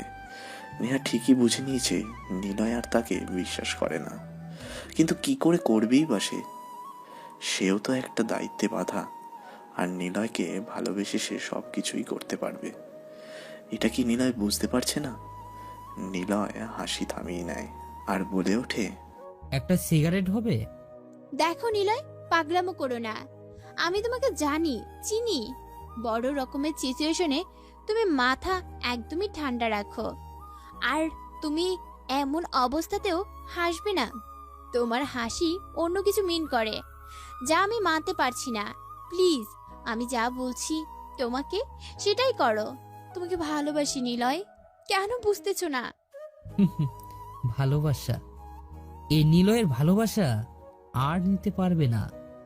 আমি আবার বলছি, আমাকে এখনই এখানে মেরে ফেলো, না হলে। না হলে কি? হ্যাঁ, খুব অ্যাটিটিউড তোমার। হ্যাঁ, যা ভাবো তাই করো, কারো কথা শোনো না। কি ভাবো কি নিজেকে? কি সমস্যা কি তোমার? মাথায় কি কোনো সমস্যা আছে নাকি? পাগল আছো তুমি? ওকে, চলে যাও, যাও, না হলে মেরে ফেলো। আমি তোমার হাত করা খুলে দিচ্ছি। নেহা উত্তেজিত হয়ে সব কথা বলে, এমনকি নিলয়ের হাত করাও খুলে দেয়। নিলয় তখন চেয়ারে বসে আছে। নেহা নিলয়ের দিকে তাকিয়ে আছে, আর নিলয় বসা থেকে উঠে দাঁড়ায়। নেহা জানে হয় এখন নিলয় তাকে মারবে, আর না হয় এখান থেকে নেহার মাথায় পিস্তল লাগিয়ে পালিয়ে যাবে। কিন্তু নিলয় যে মানুষ, সে মরবে কিন্তু পালাবে না। নেহার ভাবনাকে অবাক করে দিয়ে নিলয় বিছনায় থাকা সিগারেটের প্যাকেট থেকে সিগারেট বের করে জ্বালিয়ে নেয়। তারপর আবার চেয়ারে বসে পায়ের ওপর পা তুলে সিগারেটে টান দেয়। নেহা কেবল অবাক চোখেই তাকিয়ে আছে। নিলয় সিগারেট টানতে টানতে বলে, ভয় নেই, তোমার দায়িত্ব কোনো ত্রুটি আমি রাখবো না। আমি পালাবও না, তোমাকে মারবও না। জানি মারবে না, রাফিয়ানেরও যে একটা মন আছে, তুমি যে আমাকে ভালোবাসো এইটা আমি ঠিকই জানি, কিন্তু এখন তুমি জানো না আমিও তোমাকে ভালোবাসি, তোমার মতো করেই। নেহাকে অবাক করা আধা খাওয়া সিগারেট ফেলে দিয়ে নিলয় নিজেই নিজের হাতে হাত করা পরিয়ে নেয়। নেহা কিছু বলতে গিয়েও বলতে পারল না, কেবল নেহার দিকে তাকিয়ে নিলয় একবার হাসি দিয়ে ঘর থেকে বের হয়ে বাইরে চলে এলো। সকালে সূর্যের আলো নিলয়ের মুখে এসে পড়ে। আরিতা দৌড়ে আসে নিলয়ের কাছে। ভাইয়া তুমি ভালোভাবে পড়াশোনা করবি, মা বাবাকে দেখে রাখিস, আর এসব কিছু যেন নানু নানি কেউ জানে না। আর চিন্তা করিস না, আমি আসবো আবার। শেষের কথাটা নিলয় নেহার দিকে তাকিয়েই বলে। নেহা কোনো প্রতি উত্তর দেয় না। বাইরে বের হতেই চারপাশের সব পুলিশ নিলয়ের সামনে রাইফেল হাতে নিয়ে দাঁড়িয়ে তার দিকে তাক করে রয়েছে। নিলয় হেসে দেয়। পুলিশের প্রিজন ভ্যানের সামনে রাফাত, মাসুম আর সিয়ামকে হাঁটু মুড়ে বসে থাকতে দেখে। মুখে রক্তের দাগ স্পষ্ট, তার মানে পুলিশদের মধ্যে এদের কেউ মেরেছে। নিলয় যেতেই ওরা বসা থেকে উঠে দাঁড়ায়। ওদের হাতেও হাত করা পরানো থাকে। নিলয় গম্ভীর দৃষ্টিতে তাকিয়ে বলে, তোদেরকে কোন অফিসার মেরেছে? ভাই। নিলয়, পাগলামি করো না প্লিজ। মাসুম, কে তোদেরকে মেরেছে? মাসুম কোনো কথা বলছে না, কেবল দৃষ্টি ঘুরিয়ে একজন পুলিশের দিকে তাকিয়ে চোখ নামিয়ে নেয়। নিলয় একটা হাসি দিয়ে বলে, চিন্তা করিস না, মুখটা চিনে রাখ, কয়েকদিন পর যখন ফিরে আসবো তখন। নিলয় কথাটা শেষ না করেই পুলিশটা এসে নিলয়ের গালে চড় বসিয়ে দেয় জোরে। মাসুম, রাফাত আর সিয়াম এগিয়ে আসতে চাইলেও পেরে ওঠে না। নেহা রেগে উঠে বলে, অফিসার কি হচ্ছে? Shut up. আমার সামনে এরপর যদি এসব করেছো তাহলে যাও, সবাইকে গাড়িতে তোলো। আমি আর নিলয় আলাদাভাবে আসছি। ভয় নেই, ও পালাবে না। আর পালিয়ে গেলেও আমি নিজেই এর জন্য দায়ভার নেব। যাও। মাসুমদের নিয়ে প্রিজন ভ্যানে চলে যায় তারা। সব পুলিশও ওদের সাথেই চলে যায়। কেবল রয়ে যায় নিলয় আর নেহা। নেহা নিলয়ের হাতকড়া খুলে দেয়। নিলয় চুপচাপ দাঁড়িয়ে থাকে সেখানে। নেহা নিলয়ের গাড়িতে নিলয়কে নিয়ে বসে। সেখান থেকে সোজা গাড়ি চালিয়ে চলে আসে সেই নদীর পাড়টাতে, যেখানে দুজনের বহু স্মৃতি জড়িয়ে আছে। নেহা গাড়ি থেকে নেমে নদীর পাড়ে গাছের নিচে এসে বসে। শান্ত নদীর পানি থেকে তাকিয়ে থাকে নেহা। নেহার চোখ বেয়ে পানি যেন সেই নদীর পানিতেই মিশে যাচ্ছে। নেহা না পারছে নিলয়কে এভাবে দেখতে, আর না পারছে দায়িত্বের সাথে বেইমানি করতে, যেখানে ভালোবাসা হয়ে গেছে এখন বিষের মতো। নিলয় ধীর পায়ে এগিয়ে আসে নেহার কাছে। কিছুটা দূরত্ব রেখেই বসে নিলয়। নেহা পাশে তাকায়। এমন দূরত্ব নেহা কখনোই কল্পনা করেনি। নিলয় নদীর পানির দিকে তাকিয়ে বলে, তোমার মাঝে আজ যে গ্যাপটা দেখছো সেটা হচ্ছে অভিমান। অর্থাৎ মানুষ যখন প্রিয় মানুষটার সাথে অভিমান করে তখন তার সাথে 3 হাত গ্যাপের মতো ভালোবাসা দূরে সরে যায়। কারণ এই অভিমান আর ভালোবাসা দুটো কাছে টানে, আর কাছে টানার জন্য একটু গ্যাপ তো রাখা যায়। নিলয় আর কিছু বলে না, সোজা গাড়িতে গিয়ে বসে। নিজেই ড্রাইভিং সিটে বসে নেহাকে ডাক দেয়। নেহা পুরো বোকার মতো চাউনি নিয়ে নিলয়ের দিকে তাকিয়ে থাকে। নিলয় কি বলল নেহা তার আগামাথা কিছুই বুঝতে পারছে না। কেবল বারবার নিলয়ের বলা কথাগুলো নেহা ভাবছে এখনো। কি বলল? নেহার অস্থির মস্তিষ্ক এখন নিলয়ের টেরা বেঁকা কথাগুলো বোঝার চেষ্টা করলো, কিন্তু নেহা কিছুই বুঝতে পারছে না। নেহা গাড়িতে গিয়ে বসে। নিলয় নিজেই ড্রাইভ করে গাড়ি চালাতে থাকে। কিছু সময় পর ক্রাইম ব্রাঞ্চের বড় অফিসের সামনে গাড়িটা এসে থামে। নিলয় গাড়ি থেকে নামতে অনেকগুলো পুলিশ নিলয়ের চারপাশটা ঘিরে ধরে পড়ে। নিলয় মুচকি হেসে দেয়। নেহা গাড়ি থেকে নেমেই বলে, অফিসার এসবের দরকার নেই, ও কিছুই করবে না। নিলয় সোজা অফিসের মধ্যে প্রবেশ করে। পেছনে নেহা। পুলিশ কর্মকর্তারা হয়তো এটা একদমই আশা করেনি। তারা সবাই ভেবে রেখেছে নেহা আগে আসবে, নিলয়ের হাতে আইন কাপ পরানো থাকবে। কিন্তু এসব তারা দেখছে পুরো উল্টো। নিলয় আগে অফিসে প্রবেশ করে, আর পেছনে নেহা। নিলয়ের হাতে কোনো হাত করা নেই। কেমন যেন পুরো পুলিশ টিম অবাক চোখেই তাকাচ্ছে দুটো মানুষের দিকে। নিলয় সোজা লাবিদ সাহেবের সামনে চেয়ারে গিয়ে বসে। নিলয় হাসি মুখে তাকায় লাবিদ সাহেবের দিকে।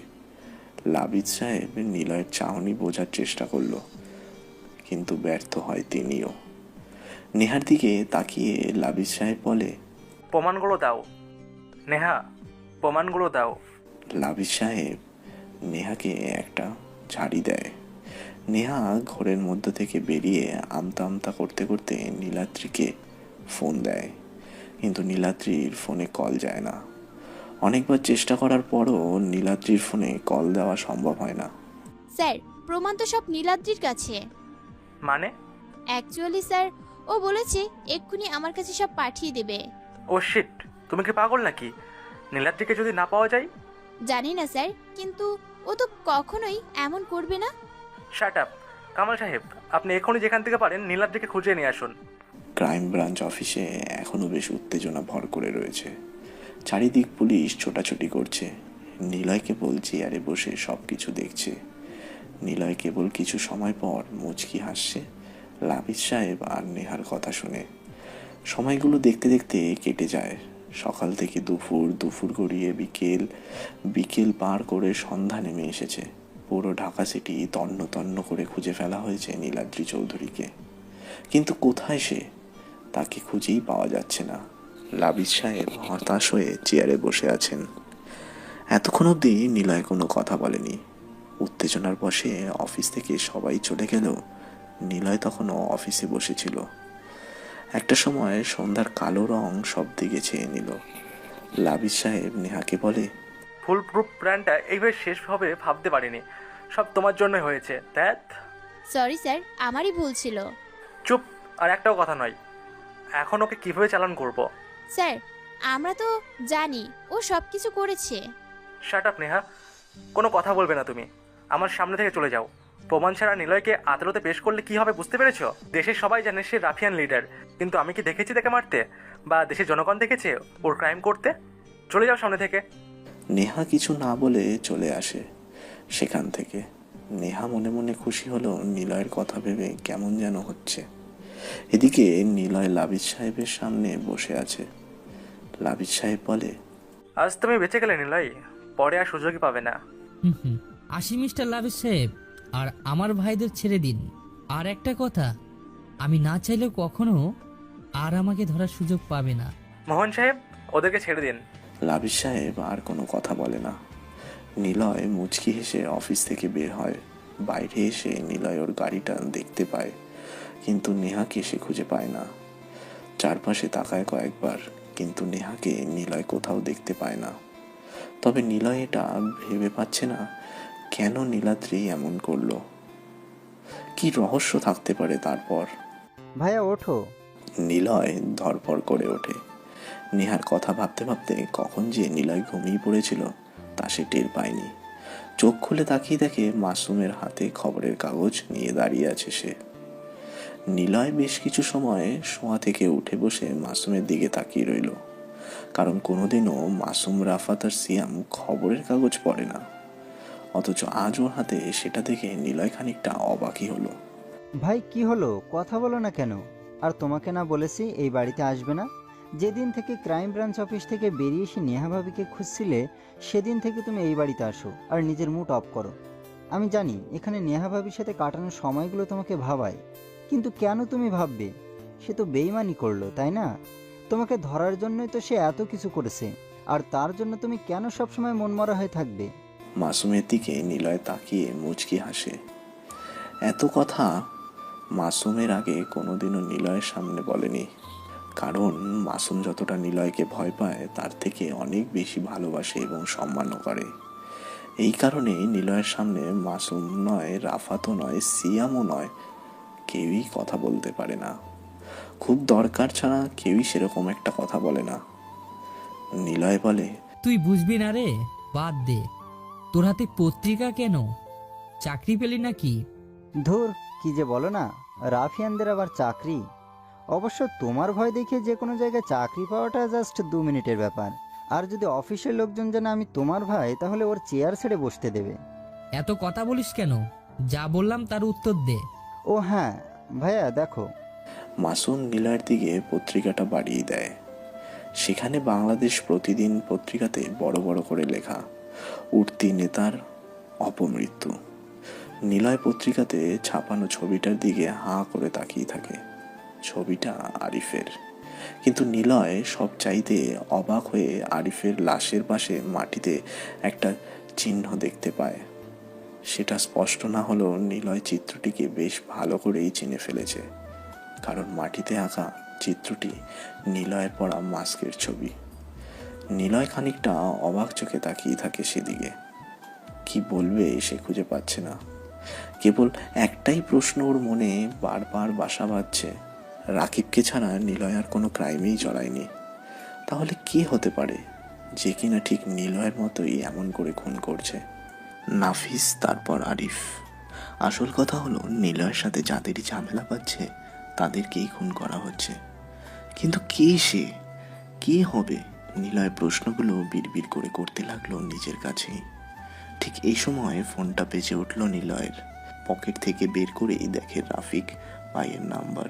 তাড়াতাড়ি রিসিভ করে বলে, ভাই, ওকে আমি মারিনি। জানি না ভাই। নিলয় ফোন কেটে দেয়, বসা থেকে উঠে দাঁড়ায়। মাসুমের দিকে তাকাতে নিলয় বলে, আমাদের মধ্যেই কেউ এটা করেছে। না ভাইয়া, খোঁজ নিয়েছি, এটা সেই নতুন রাফিয়ানের কাজ হবে। কিন্তু আমি ছাড়া এমন কে আছে? এত সাহস কোথা থেকে পাচ্ছে? ভালো লাগছে না ভাইয়া। ছিল নীলাদ্রি, রহস্য হয়ে গেল আরেকজন কেউ। কি থেকে যে কি হচ্ছে। আচ্ছা আমি দেখছি, ভার্সিটিতে যেতে হবে। কেন? নীলাদ্রিকে তো আমরা জানি, তাহলে চলো তুলে আনি। না, একমাত্র ওই আছে আমাকে নিহার কাছে পৌঁছে দিবে। তোরা খোঁজ নে কে এই নতুন রাফিয়ান, আর আমি খোঁজ নিই নিহা সেদিন কেন নীলাদ্রির প্রমাণগুলো দেয়নি। নিলয় কাঁধে ব্যাগ ঝুলিয়ে ইউনিভার্সিটিতে প্রবেশ করে। কিছু দূর আসার পর নিলয় শুনতে পায় কেউ তাকে ডাকছে। ওই মিস্টার আবির। নিলয় সেদিকে করে তাকায়, দেখে নিশি তাকে ইশারা করে ডাকছে। নিলয় ধীর পায়ে এগিয়ে যায়, মাথাটা নিচু করে দাঁড়ায় নিশির সামনে। কেমন আছো আবির? ভালো। গুড। আমাকে যে টিস করতো সে মারা গেছে, এটা জানো? না তো। তোমার ভাইয়া হয়তো এমন করেছে। না তো, তোমার ভাইয়া হয়তো এমন করেছে। কি আর করবে, উনি ঠিকই করেছে। কেউ কি কখনো তার বোনের অসম্মানকে সহ্য করে? আরে গাধা, আমার ভাইয়া না, এটাকে মেরেছে একজন, কিন্তু সে কে মেরেছে আমি জানি। মানে? নিলয় কিছুটা অবাক হয়, কারণ নীলাদ্রি সব জানে। তাহলে কে মারতে পারে? নিলয় নিশির দিকে তাকিয়ে বলে, কে? দাঁড়াও দেখাচ্ছি, তার আগে বলো আমাকে কি তোমার বন্ধু বানাবে? তুমি কেন আমার বন্ধু হবে? জানি না, তবে তুমি খুব ইনোসেন্ট, তোমাকে সব বলা যায়। ও ওয়েট। নিলয় মনে মনে হাসে। ঠিক এমনই সুযোগ খুঁজছিল নিলয়, যাতে নীলাদ্রির খুব কাছে যেতে পারে, কিন্তু সে নিজেই নিলয়কে কাছে ডেকে নিয়েছে। নিলয় বিড়বিড় করে বলে, কে বলেছে নীলাদ্রি চালা? একদমই বোকা। খেলা তো এবার শুরু হবে। নিশি পকেট থেকে ফোন বের করে, তারপর কিছুক্ষণ ফোন টেপার পর নিলয়ের দিকে তাকিয়ে বলে, আচ্ছা তুমি নিলয়কে চেনো? নিশির মুখে প্রশ্নটা শুনে নিলয় কেসে দেয়। নিলয় ঠিক বোকার মতো চেয়ে আছে নিশির দিকে। নিশি নিলয়ের দিকে তাকিয়ে হেসে বলে, ও তুমি কি করে জানবে? তুমি তো নতুন এসেছো। নিলয় হলো এই শহরের টপ মস্তান। কত পুলিশ বাহিনী ওর পিছনে পড়ে আছে, কিন্তু ওকে কেউ ধরতে পারছে না। কেন? আরে পাগল, নিলয় প্রতিটি কাজ করে অনেক ভেবে চিনতে, আর সে কোনো প্রমাণ রাখে না। আচ্ছা চলো হাঁটি। নিশি নামধারী মেয়েটি আবির নামধারী নিলয়কে নিয়ে হাঁটতে থাকে। নিলয় বেশ মুখিয়ে আছে অন্যের মুখ থেকে নিজের ব্যাপারে কথাগুলো জানতে। ফুচকা খাবে? নীলাদ্রির কথা শুনে নিলয় কেমন কেসে ওঠে। ফুচকা শব্দটা শুনে নিলয়ের নেহার কথা মনে পড়ে যায়। নেহার সাথে একদিন ফুচকা খেতে বের হয়েছিল নিলয়। সেদিন ফুচকা খেতে চেয়েছিল নেহা নিজেই, কিন্তু দোকানে গিয়ে নিলয় একাই 5 প্লেট ফুচকা খেয়ে ফেলে। নেহা হাবার মতো তাকিয়ে থাকে শুধু নিলয়ের দিকে। নিলয় একবার নেহার দিকে তাকিয়ে কেবল জিজ্ঞাসা করেছিল, কি হলো, খাচ্ছ না কেন? মুচকি হেসে বলে, নিলয়ের খাবার দিকে তাকিয়ে থাকে। এই কি হলো, চুপ কেন? নীলাদ্রির কথায় নিলয় বাস্তবে ফেরে। সামনে তাকিয়ে দেখে কখন যে সে ফুচকার দোকানে চলে এসেছে টেরই পায়নি। নীলাদ্রি ফুচকার অর্ডার দেয়, তারপর বলে, তোমাকে তখন না নিলয়ের কথা বলেছিলাম? এই দেখো, নিলয় সব কিছু আমার কাছে। নীলাদ্রি ফোন বের করে নিলয়ের হাতে দেয়। নিলয় চোখ বড় বড় করে ফোনের দিকে তাকিয়ে থাকে। নিলয়ের খুন করার সব কিছুই এই ফোনে আছে। নিলয় বেশ খানিকটা ঘাবড়ে যায়, কথা যেন বের হতে চাইছে না। নীলাদ্রি বলে, এই হচ্ছে নিলয়, আমি চাইলে ওকে এক্ষুনি সর্বোচ্চ শাস্তি দিতে পারি, কিন্তু কিন্তু কি? না থাক, এটা তোমাকে এখন বলবো না। তো এই নিলয় আবার খুন করছে। আমাকে যে টিস করেছিল আরিফকে, সে মেরে দিয়েছে। কই না তো। মানে কিছু না। নিলয় একটু হলেই বলে দিয়েছিল সব, কিন্তু সে থেমে যায়। নীলাদ্রির দিকে তাকিয়ে নিলয় বলে, আরিফকে তো নিলয়কে মারতে দেখলাম না। আচ্ছা দাঁড়াও। নীলাদ্রি আর একটা ফুটেজ নিলয়কে দেখায়। সেখানে নিলয় স্পষ্ট দেখতে পায় নিলয়ের মতোই কেউ একই রকমের কালো পোশাক পরে মুখে মাস্ক পরে খুনটা করেছে। নিলয় কিছু সময় বোবার মতো তাকিয়ে থাকে ফোনের দিকে, কারণ এটা নিলয় না, তা সে নিজেই ভালো করে জানে। কিন্তু কে সে, যে কিনা হুবহু নিলয়ের মতো করে এইসব করে বেড়াচ্ছে? তাহলে দেখেছো, সে আবার খুন করছে। হুম। কিন্তু আমিও দেখতে চাই সে কত দূর এগিয়ে যেতে পারে। কেন? তুমি তো পুলিশকে সব বলে দিতে পারতে। না, বলবো না। আমি চাই সে নিজেই এসব পথ ছেড়ে দিক। কিন্তু কেন? কারণটা তোমাকে এখন বলা যাবে না। আর একটা কথা, তোমাকে দেখতে মাঝে মাঝে একদম নিলয়ের মতো লাগে, কিন্তু তুমি আর নিলয়ের মধ্যে পার্থক্যটা কি জানো? ও ভয়ঙ্কর আর তুমি ইনোসেন্ট। ও। নিলয় চলে আসে। নিলয় এখন কি করবে বুঝতে পারছে না। চারিদিক কেমন যেন সব অন্যরকম লাগতে শুরু করেছে। সব কিছু থাকতেও যেন শূন্যতা। কেবল নেহা নেই। আচ্ছা, নেহা কি আমাকে সত্যিই ভালোবাসে? আমি কি তাকে দোষারোপ করব? চাইলেও তো নেহাকে এখনই খুঁজে বের করতে পারবো, কিন্তু কেন করছি না তাকে খোঁজার চেষ্টা? আমার মনে নেহার প্রতি ভালোবাসা না অভিমান জমে আছে বুঝতে পারছি না, বাট মাঝে মাঝে নেহার শূন্যতা আমাকে বেশ ভাবায়। নিলয় কথাগুলো বলতে বলতে হাঁটতে থাকে রাস্তার বাম পাশ দিয়ে। হাঁটতে হাঁটতে হঠাৎ নিলয় ডান পাশে কারো প্রতিচ্ছবি দেখতে পায়, আর সেটা যে নেহার, নিলয় তা বেশ ভালো করেই জানে। নিলয় যখনই তাকায় তখনই নেহা সেখান থেকে হেঁটে যেতে থাকে। নিলয় কয়েকবার ইশারাও করেনি। গাড়ি চলমান রাস্তা পার হতে নিলয়ের বেশ খানিকটা সময় লেগে যায়। যখন বিপরীত পাশে আসে, নেহাকে আর সে খুঁজে পায় না। নিলয় কিছুটা হতাশ হয়, বারবার চারপাশে চোখ বুলিয়ে নেয়, কিন্তু নেহাকে সে কোথাও খুঁজে পায় না। আর নেহা সে আড়ালে দাঁড়িয়ে থাকে, নিলয়ের দিকে তাকিয়ে থাকে। মনে মনে নেহা বলে, এখনো সময় হয়নি নিলয় তোমার সামনে আসার। যেদিন তুমি মন থেকে আমাকে খুঁজবে, আমি সেদিনই তোমার সামনে আসব। তারপর আবির, তোমাকে একটা কথা বলি। নিলয় নীলাদ্রির দিকে তাকায়। নীলাদ্রি আবিরের দিকে তাকিয়ে চোখ সরিয়ে নেয়। নিলয় জানে না নীলাদ্রি তাকে কি বলবে। নিলয় উত্তরের জন্য অপেক্ষা করে আছে। আবির, আমি একজনকে ভালোবাসি। নিলয় মুচকি হাসে। আজ ভালোবাসা দিবস। চারপাশ যেন কেমন নতুনভাবে সেজেছে। কারণটা অবাক করা। ভালোবাসা দিবস ও বসন্ত উৎসব একই সাথে। নিলয় আর নীলাদ্রি পার্কে বসে আছে। নিলয় বলে, তা কে সে? আগে প্রমিস করো কাউকে বলবে না। না। নিলয়কে। মানে? মানে রাফিয়ান নিলয়কে। কি? অবাক হচ্ছ? অবাক হওয়ারই কথা। আমিও নিজের ওপর অবাক হয়েছি। হয়তো ভাবছো ওরকম একটা মানুষকে কিভাবে ভালোবাসলাম।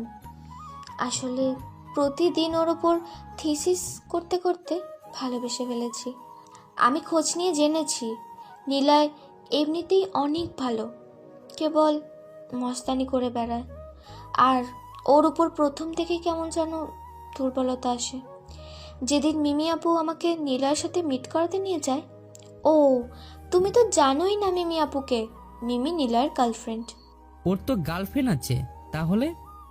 আরে গাধা, মিমি মানে মিমি আপু, এখন ওর গার্লফ্রেন্ড নেই। ও, তার মানে তুমি নিলয়কে ভালোবাসবে বলে মিমের সাথে ব্রেকআপ করিয়ে দিয়েছো? নিলয়ের কথা শুনে নীলাদ্রি রাগী দৃষ্টিতে তাকায়।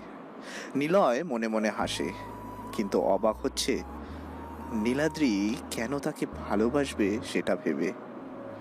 আর নিলয় যে এমন কিছু হবে তা কখনোই কল্পনা করেনি।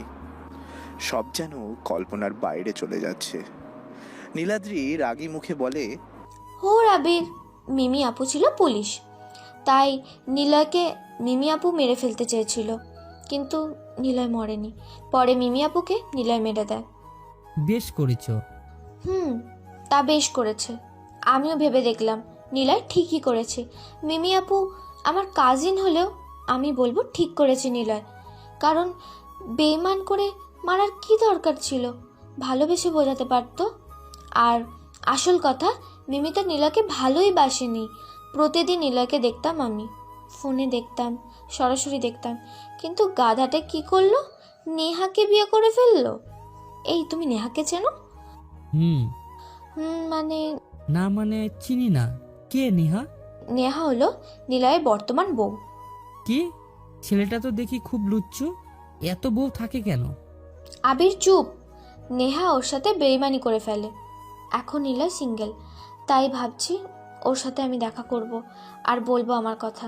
নিলয় আমাকে চেনে, সেই মজা হবে প্রথমে। হুম। নিলয় তোমাকে চিনে না নাকি তুমি নিলয়কে চিনো না? তবে নিলয়ের কাছে এখন সবটা ক্লিয়ার। একদিন মিমির সাথে নিলয় দেখা করতে আসে। নিলয় সেদিন দেখা করবার আগেই জানতো কেউ একজন মিমির সাথে দেখা করতে আসবে, কিন্তু যখন নিলয় আসে মিমির সাথে কেউ ছিল না। নিলয় জানতে পারে মেয়েটি এখনো এসে পৌঁছায়নি। একসময় নিলয় চলে আসে, কিন্তু নীলাদ্রি সেদিন গিয়েছিল মিমির সাথে। সে একটা ছেলেকে দেখে, কিন্তু নীলাদ্রি সে সময় তাদের সামনে আসেনি। তবে দূর থেকে ওদের দেখে নীলাদ্রি চলে আসে। নিলয় নীলাদ্রির দিকে তাকিয়ে প্রশ্ন করে, তুমি নিলয়কে ভালোবাসো কেন? আরে গাধা, ভালোবাসা কি ব্যাখ্যা করা যায়?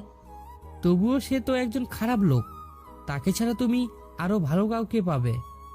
আসলে কি জানো আবির, নীলাকে ভালোবাসি, ওর ভালো দিক খারাপ দিক সব কিছুকেই।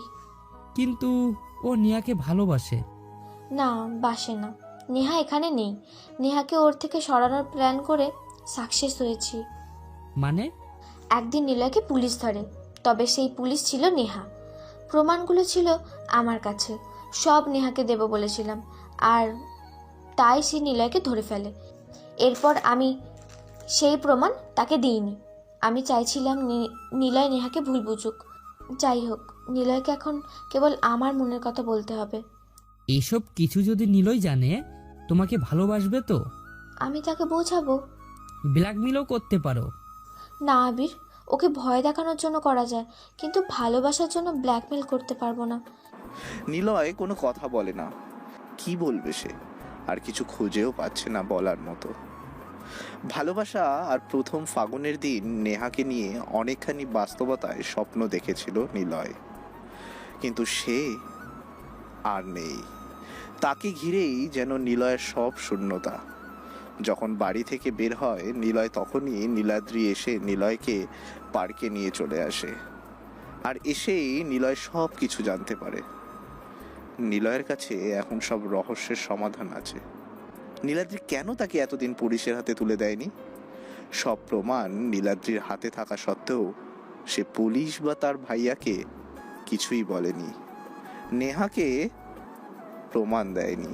এর কারণ নীলাদ্রি নিলয়কে ভালোবাসে, আর নিলয়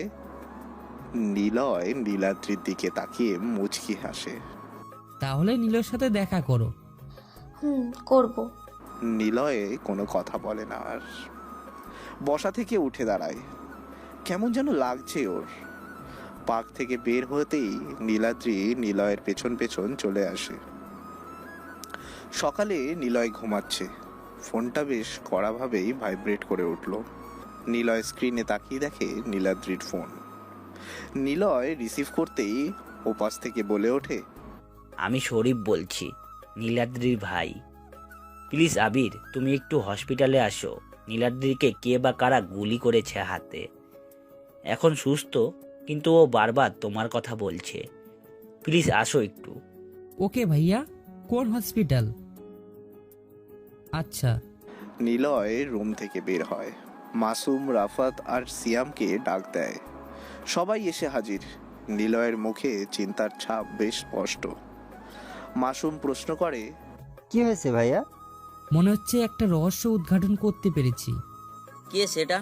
নাফিস আর আরিফকে যে খুন করেছে তার রহস্য, মানে সে কে আমি জেনে গিয়েছি। মানে কে? কিভাবে জানলে? সেটা আপাতত এখন প্রকাশ করছি না, তবে শিওর হয়ে নেই, তারপর বলবো। তবে এটা জেনেছি নীলাদ্রির কাছ থেকে। সে কেন সেদিন নীলাদ্রির ভিডিওগুলো নেহাকে কেন দেয়নি? কেন? কারণটা হলো নীলাদ্রি আমাকে ভালোবাসে। কি কি বলো? আচ্ছা থাক, আমি একটু আসছি। কোথায় যাচ্ছ? হসপিটালে। কেন? নীলাদ্রিকে দেখতে। তোরা থাক, সবটাই এসে বলবো।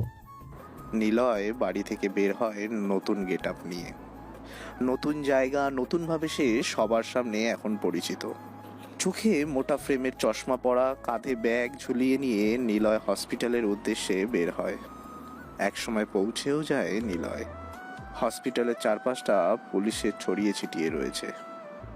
নিলয় বোকা দৃষ্টিতে সব দিকে তাকিয়ে সামনে এগিয়ে যায়। হসপিটালে প্রবেশ করতেই দরজার কাছে পুলিশগুলো নিলয়কে আটকে সার্চ করার প্রস্তুতি নেয়। তখনই একজন পুলিশের ফোন বেজে ওঠে। পুলিশ ফোনটা কানে ধরতেই বলে, তারপর ফোনটা রেখে দেয় অফিসার। নিলয়ের দিকে তাকিয়ে একটা ভদ্রতার হাসি দিয়ে বলে, নিলয় কোনো কথা বলে না, সোজা ভেতরে প্রবেশ করে। হসপিটালে তেমন কোনো লোক নেই বললেই চলে। ডক্টর আর অন্য লোকেদের বাদ দিয়ে প্রশাসনের লোকেরাই বেশি আছে। হাতে আর কোমরে পিস্তল রাইফেল নিয়ে পাইচারি করছে তারা। নিলয় সোজা দ্বিতীয় করিডোরে উঠে পড়ে। খুঁজতে খুঁজতে 27 নম্বর কেবিনের সামনে চলে আসে। কেবিনের সামনে প্রেস আর সিআইডি অফিসার দাঁড়িয়ে রয়েছে। নিলয় কেবিনের সামনে এসে দাঁড়ায়। আর একবার চেক করতে যাবে, তখনই শরীফ সাহেব বলে, চেক করার দরকার নেই, আবির ভিতরে আসো। নিলয় ভেতরে প্রবেশ করে। বেডের লোহার সাথে বালিশে হেলা দিয়ে আধা শোয়া হয়ে আছে নীলাদ্রি। বয়স্ক একজন লোক পাশে বসে আছে চেয়ার নিয়ে। নীলাদ্রির হাত ধরে লোকটা বলছে। কথাটা উনি নীলাদ্রির দিকে তাকিয়েই বলেছিল, কিন্তু নীলাদ্রি তাকিয়েছিল সদ্য রুমে প্রবেশ করা মোটা ফ্রেমের চশমা চোখে দেওয়া ছেলেটার দিকে। লোকটা নীলাদ্রির দৃষ্টি খেয়াল করে পেছনে তাকায়, দেখে একটা চিকন হাবাগোবা টাইপ একটা ছেলে দাঁড়িয়ে আছে। পাশেই শরীফ সাহেব দাঁড়িয়ে বললেন, বাবা, এই হলো আবির, নীলাদ্রির বন্ধু। বাবা চলো বাইরে যাই, ওরা কথা বলুক। শরীফ সাহেব নীলাদ্রির দিকে তাকিয়ে মুচকি হাসলো। তারপর তার বাবাকে নিয়ে বাইরে চলে গেলেন। বের হওয়ার আগে শরীফ সাহেব দরজাটা আটকে দিয়ে গেলেন। নিলয় কেবল বোকার মতো সবকিছু দেখতে থাকে। দাঁড়িয়েই কি থাকবে, বসবে না? নিলয় সেই চেয়ারটা টেনে বসে পড়ে। নীলাদ্রি নিলয়ের দিকে তাকিয়ে মুচকি এক হাসি দেয়। নিলয়ও তার প্রত্যুত্তরে হেসে দেয়। নিলয় কিছু বলতে যাবে, তার আগে নীলাদ্রি বলে, আমাকে নিলয় গুলি করেছে। মানে? না মানে নিলয়ের মতোই একজন। নিলয়ের সেই ড্রেস আপ, কালো মাস্ক। কেবল নিলয়ের মনে একটু মায়া থাকে, আর এই খুনিটার মনে কোনো মায়া নেই। আসলে দুটো কথা বলল, কিছু বোঝার আগেই গুলি চালালো। ভাগ্যে সরে গিয়েছিলাম, তাই তো হাতে এসে লাগলো। আর সাথে সাথেই ভাইয়া চলে এসেছিল, সে পালায়, আর আমি হসপিটালে। নিলয় বেশ অবাক হয়। এরকম অবস্থাতে কেউ হাসতে পারে নিলয়ের জানা ছিল না। নিলয় কেবল কিছুটা বিরক্তিকর দৃষ্টিতে তাকিয়ে নীলাদ্রিকে বলল, কি কথা বলেছিলি, আর কে সে? কি বলেছিল শুনতে চাও? বলবো? বলো। বলেছিল নিলয় শুধু আমার, আমি যেন ওর থেকে দূরে থাকি সবসময়। নিলয় চুপ হয়ে যায়। মনে মনে নিলয় যেই সন্দেহটা করেছিল ঠিক সেইটাই হয়েছে। যা ভাবছিল তাই হয়েছে। খুনিটা নিলয়কে চেনে। নিলয় তা আগেই আন্দাজ করেছিল, এবং খুনিটা যে কি নিলয় আজ সকালেই ঘুম থেকে উঠে আন্দাজ করে ফেলেছিল। তবে নীলাদ্রি থেকে শুনে নিলয় বেশ ভালোভাবেই শিওর হয়ে গিয়েছে আসল খুনিটা কে। নিলয় আবারও কিছু বলতে যাবে, তখনই নীলাদ্রি আধা শোয়া থেকে একদম সোজা হয়ে বসে পড়ে। তারপর বলে, কাছের দিকে সরে আসো। আমি জ্ঞান ফেরার পর একটা কথা বারবার ভেবেছি, আমি কিভাবে নিলয়ের থেকে দূরে থাকবো, কারণ আমি তো নিলয়কে কখনো কিছু বলিনি এই ব্যাপারে। ঠিক তখনই মাথায় আসে, আমি তো প্রায় সারাক্ষণ তোমার সাথেই থাকি, তাই না? আবির মানে নিলয় সাহেব। নিলয় বসা থেকে উঠে দাঁড়ায়। চোখ দুটো বড় করে নিলয় নীলাদ্রির দিকে তাকায়। নিলয়ের মুখের ভাব দেখে নীলাদ্রি হেসে ওঠে জোরে। নিলয় কি বলবে বা করবেই বা কি তাই খুঁজে পাচ্ছে না। নীলাদ্রি তাকে চিনে ফেলেছে। তাহলে কি সে এখান থেকে পালিয়ে যাবে? না, সেটা সম্ভব নয়। হয়তো নীলাদ্রি বলে রেখেছে আমি আসল কালপ্রিট। নীলাদ্রি মুচকি হেসে বলে, বসু নিলয়, আমি তোমাকে আজকের দিনের আগেও চিনতে পারিনি।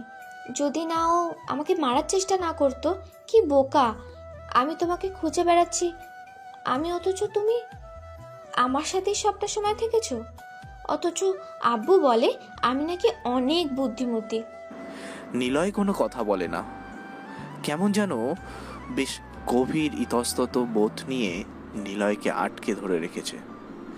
নিলয় এমন অবস্থাতে পড়বে কখনোই ভাবতে পারেনি। নীলাদ্রির দিকে তাকায় নিলয়। নীলাদ্রি হেসে দিয়ে বলে, ভয় পাচ্ছ? ভয় পাওয়ার কিচ্ছু নেই। তোমার বিরুদ্ধে না কোনো প্রমাণ আছে, না কোনো সাক্ষী আছে। নিলয় অবাক হয়ে তাকায়। নীলাদ্রি নামের মেয়েটা আসলেই রহস্যময়িনী। নিলয় তা এখন বেশ বুঝতে পেরেছে। কিন্তু নিলয়ের ঠিক প্রত্যক্ষ রূপ যেন সব কিছু একদম শান্তভাবেই বলে চলেছে। নিলয় কিছু বলতে তার আগেই নীলাদ্রি বলে ওঠে, মিস্টার রাফিয়ান, তুমি লাইফে যতটা না মানুষকে অবাক করেছো, তার থেকেও মানুষগুলো তোমাকে বেশি অবাক করেছে। তার মধ্যে আমিও পড়ি, তাই না? মিমি আপু তোমাকে অবাক করেছিল, আফরিন অবাক করেছিল, রাকিব ভাইয়া অবাক করেছিল, আর বড় অবাক করেছিল নেহা, তাই না? নাকি আমি তোমাকে অবাক করেছি, কোনটা? নিলয় কিছু বলে না, মাথাটা নিচু করে নেয়। শান্ত মস্তিষ্কের মুখ মানুষটা কেমন যেন চুপসে বোবা হয়ে গেছে। অনেক কিছুই বলতে চেয়েও আজ নিলয় বলতে পারছে না। সব কিছু যেন গলিয়ে যাচ্ছে তার। নিলয়কে অবাক করে দিয়ে নীলাদ্রি বলে ওঠে, তোমার বিরুদ্ধে সব প্রমাণ আমি নষ্ট করে দিয়েছি অনেক আগে। তাহলে কি দাঁড়ালো? তোমার বিরুদ্ধে না কোনো প্রমাণ, না কোনো সাক্ষী আছে। তোমার ব্যাপারে আমার ভাইয়া বা বাবা কেউ জানে না। তুমি তাদের কাছে আবিরই আছো। এখন বলো, তোমার কি বলার আছে? নিলয় নীলাদ্রির দিকে অব্যক্ত চাহনি নিয়ে তাকিয়ে রয়েছে। নিলয়ের মনে এখন একটা প্রশ্ন এসে ভর করেছে। তবে কি রাফিয়ান আসলেই নতুন কিছু পড়তে চলেছে? তারপর সাদা রঙের বাতির দিকে একবার তাকায় নিলয়। পুরো ঘরটা সাদা আলোতে ভরে আছে। বড় ঘরটার চারপাশে নিলয় একবার চোখ বুলিয়ে নেয়। বেশ ভিআইপি রুম একটা অবশ্য। স্পেশাল রোগীদের জন্য রুমগুলো বানানো। রুমের ওপরের দিকে কোণাতে একটি সিসিটিভি ক্যামেরা লাগানো আছে। নিলয় সেখান থেকে চোখ সরিয়ে সামনে থাকা বিছানায় বসা নীলাদ্রির দিকে তাকায়। নীলাদ্রি নিলয়ের দিকে তাকিয়ে আছে। নিলয় বলে, সব প্রমাণ কেন নষ্ট করে দিয়েছো? বোকার মতো প্রশ্ন করো না নিলয়। হুম কারণটা তুমি ভালো করেই জানো। হুম আর এটাও জানো তোমার জন্যই গুলি খেয়েছি। আমার জন্য? তা নয় তো কি। নিলয় জানে তাকে গুলিটা কে করেছে, কিন্তু এখানে নিলয়ের কোনো হাত নেই। নিলয় নিজেই অবাক হয়েছে, এভাবেই সে এমনটা করতে পারে। নীলাদ্রি বলে, তোমার জন্য নেহা আমাকে গুলি করেছে, এটা তুমি জানো, কিন্তু বিশ্বাস করতে পারছো না, তাই তো?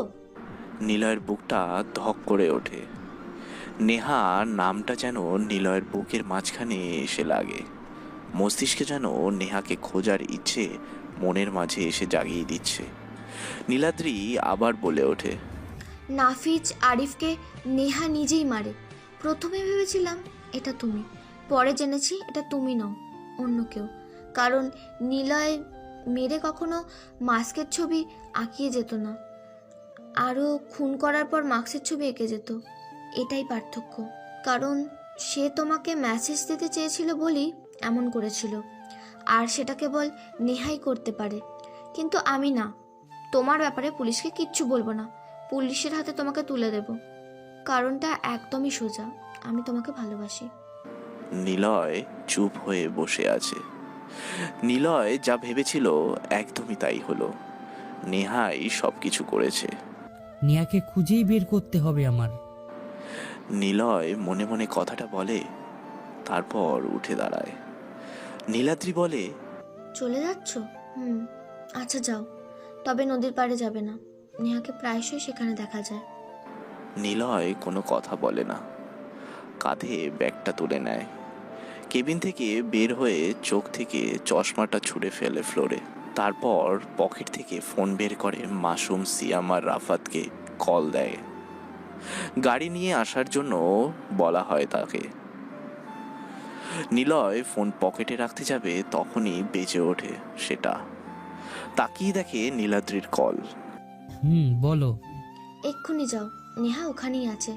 তবে এটা ভেবো না তোমাদেরকে আমি সাহায্য করছি। ভালোবাসা আর প্রিয় জিনিসকে কখনো ভাগ দিতে চাই না। তোমাকে ভালোবেসে আমি ঠিকই আমার করে নেব। নিলয়ের মাথাটা কেমন যেন চক্কর দিয়ে ওঠে। নীলাদ্রি নামের মেয়েটাকে নিলয় যতটা না বোকা ভেবেছিল সে ঠিক ততটা বোকা নয়। নীলাদ্রি আসলেই অনেক চালাক। নিলয় রুম থেকে বেরিয়ে আর দাঁড়ায় না, সোজা বাইরে চলে আসে। হসপিটালের বাইরের বড় রাস্তায় নিলয়ের কালো রঙের গাড়িটা পার্ক করা। নিলয় বেশ জোরে হেঁটে গাড়ির কাছে আসে। মাসুম, রাফাত আর সিয়াম গাড়ির সামনেই দাঁড়িয়েছিল। নিলয় কাঁধ থেকে ব্যাগটা ছুঁড়ে ফেলে গাড়ির মধ্যে। তারপর ড্রাইভিং সিটে বসে ও। সবাই গাড়িতে উঠে বসে।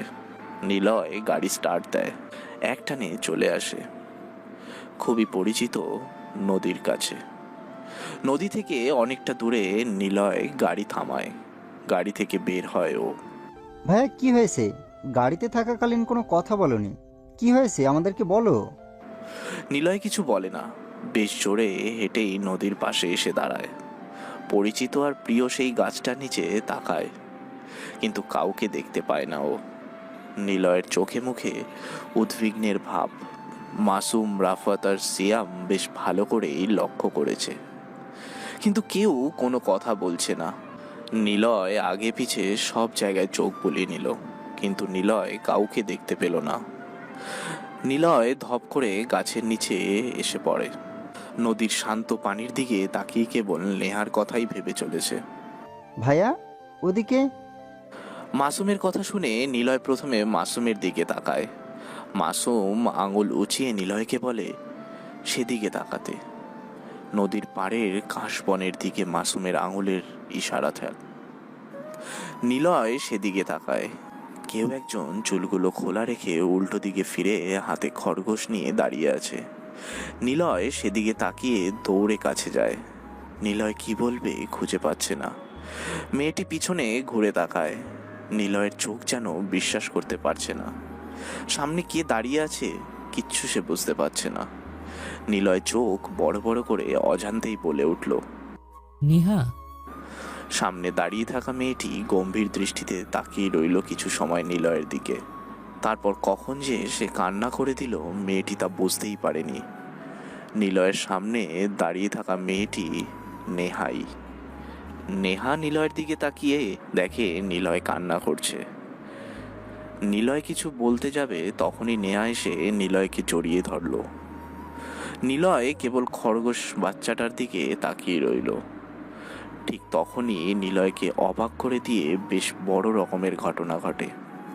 নেহাকে নিলয় চোখ বন্ধ করে জড়িয়ে নেয়। নেহা নিলয়ের বুকে মাথা রেখে কান্না করছে। নিলয় যখন চোখ খোলে তখনই দেখে চারপাশে পুলিশ দাঁড়িয়ে আছে। নিলয় নেহাকে টান দিয়ে ছাড়িয়ে নেয়। অবাক চোখে নিলয় নেহার দিকে তাকিয়ে আছে। নিলয়ের চোখে নেহার প্রতি রাগের প্রতিচ্ছবি আবার দেখতে পায়। নেহা চোখ নামিয়ে নেয় নিলয়ের থেকে। নিলয় কিছু বলতে যাবে তখনই নিলয় শুনতে পায়। নিলয় ঘুরে তাকায়। নেহাও সেদিকে তাকায়। দুজনের চোখ অবাক হয়ে সামনে দাঁড়িয়ে থাকা মানুষটার দিকে তাকিয়ে আছে। সামনে দাঁড়িয়ে থাকা মানুষটা নীলাদ্রি, আর সেই পুলিশ এনে এমন করছে। নিলয় প্রথমে ভেবেছিল নেহা আবার তার সাথে এমন করছে, কিন্তু এখন মনে হচ্ছে নেহা নয়, সবটাই নীলাদ্রির প্ল্যান।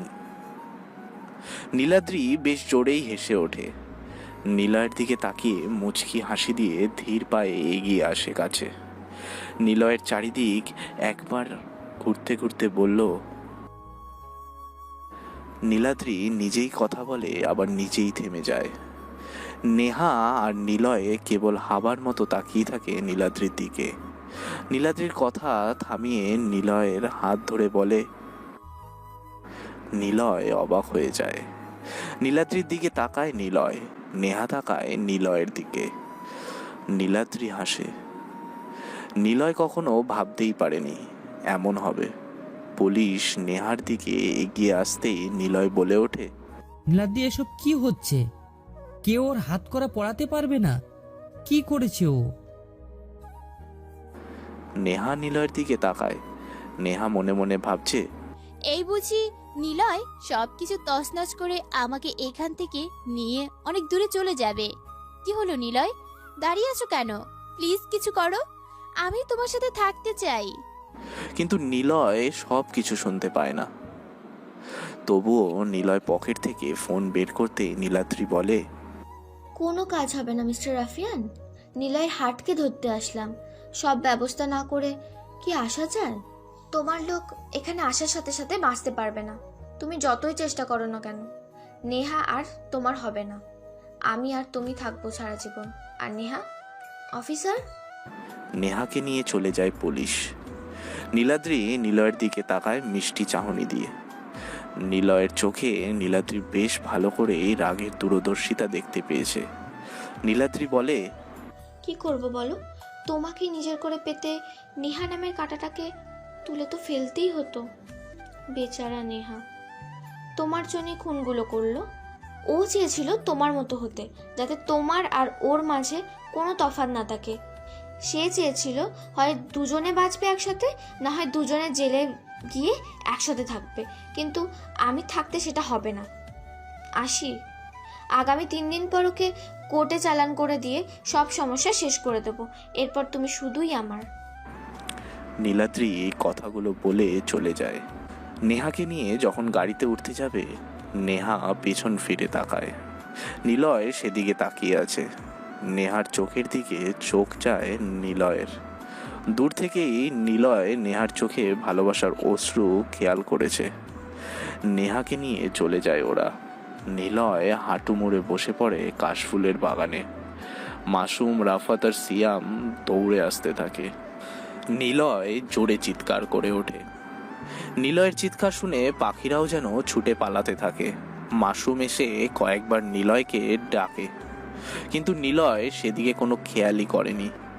নিলয় চিৎকার করে কাঁদতে থাকে। আজ রাতে নেহাকে নিয়ে কোর্টে যাবে নীলাদ্রি ও তার ভাই শরীফ চৌধুরী। নীলাদ্রি আজ সারাদিনই বেশ উত্তেজিত। নীলাদ্রির পথে আর কোনো বাধা নেই। যদি নিলয় তাকে ভালো না বাসে, তবে সে নিলয়কে ব্ল্যাকমেল করবে। সব কিছু ভেবেই রেখেছে নীলাদ্রি, কেবল একটা সঠিক সময়ের অপেক্ষা। আর নীলাদ্রি জানে সেই সঠিক সময়টা আজকের পরই হবে। মনে মনে নীলাদ্রি বেশ খুশি। রাত তখন 8টা বেজে গেছে। থানা থেকে কয়েকটা গাড়িতে বেশ গাদাখানিক পুলিশ বের হলো, সাথে সিআইডি টিমও। মেন রাস্তায় আসে এক এক করে গাড়িগুলো। সবার সামনে নীলাদ্রি আর শরীফ চৌধুরীর গাড়ি আসে। নীলাদ্রি চাইছে শেষ অবধি নেহার চেহারাটা দেখতে কেমন হয়, তাই ছোট বোনের আবদার পূরণে শরীফ চৌধুরীও এসেছে। ওদের পেছনে সিআইডি অফিসার আর একটা গাড়ি নিয়ে আসে। তারপর 2টো পুলিশ ভর্তি জিপও আসে। তারপরে পুলিশের পেছনের ভ্যানে নেহা ও তাতে আরও পুলিশ। তারপর আরও 4 গাড়ি পেছনে পুলিশ আসতে থাকে। এত পুলিশ কেন মোতায়েন করা হয়েছে পুলিশরাও জানে না, তবে সবকিছু নীলাদ্রির নির্দেশ। মেন রাস্তায় শাঁ শাঁ করে গাড়িগুলো পরপর চলছে। বড় চত্বর বাজার পার করেও জনাহীন জায়গায় আসে গাড়িগুলো।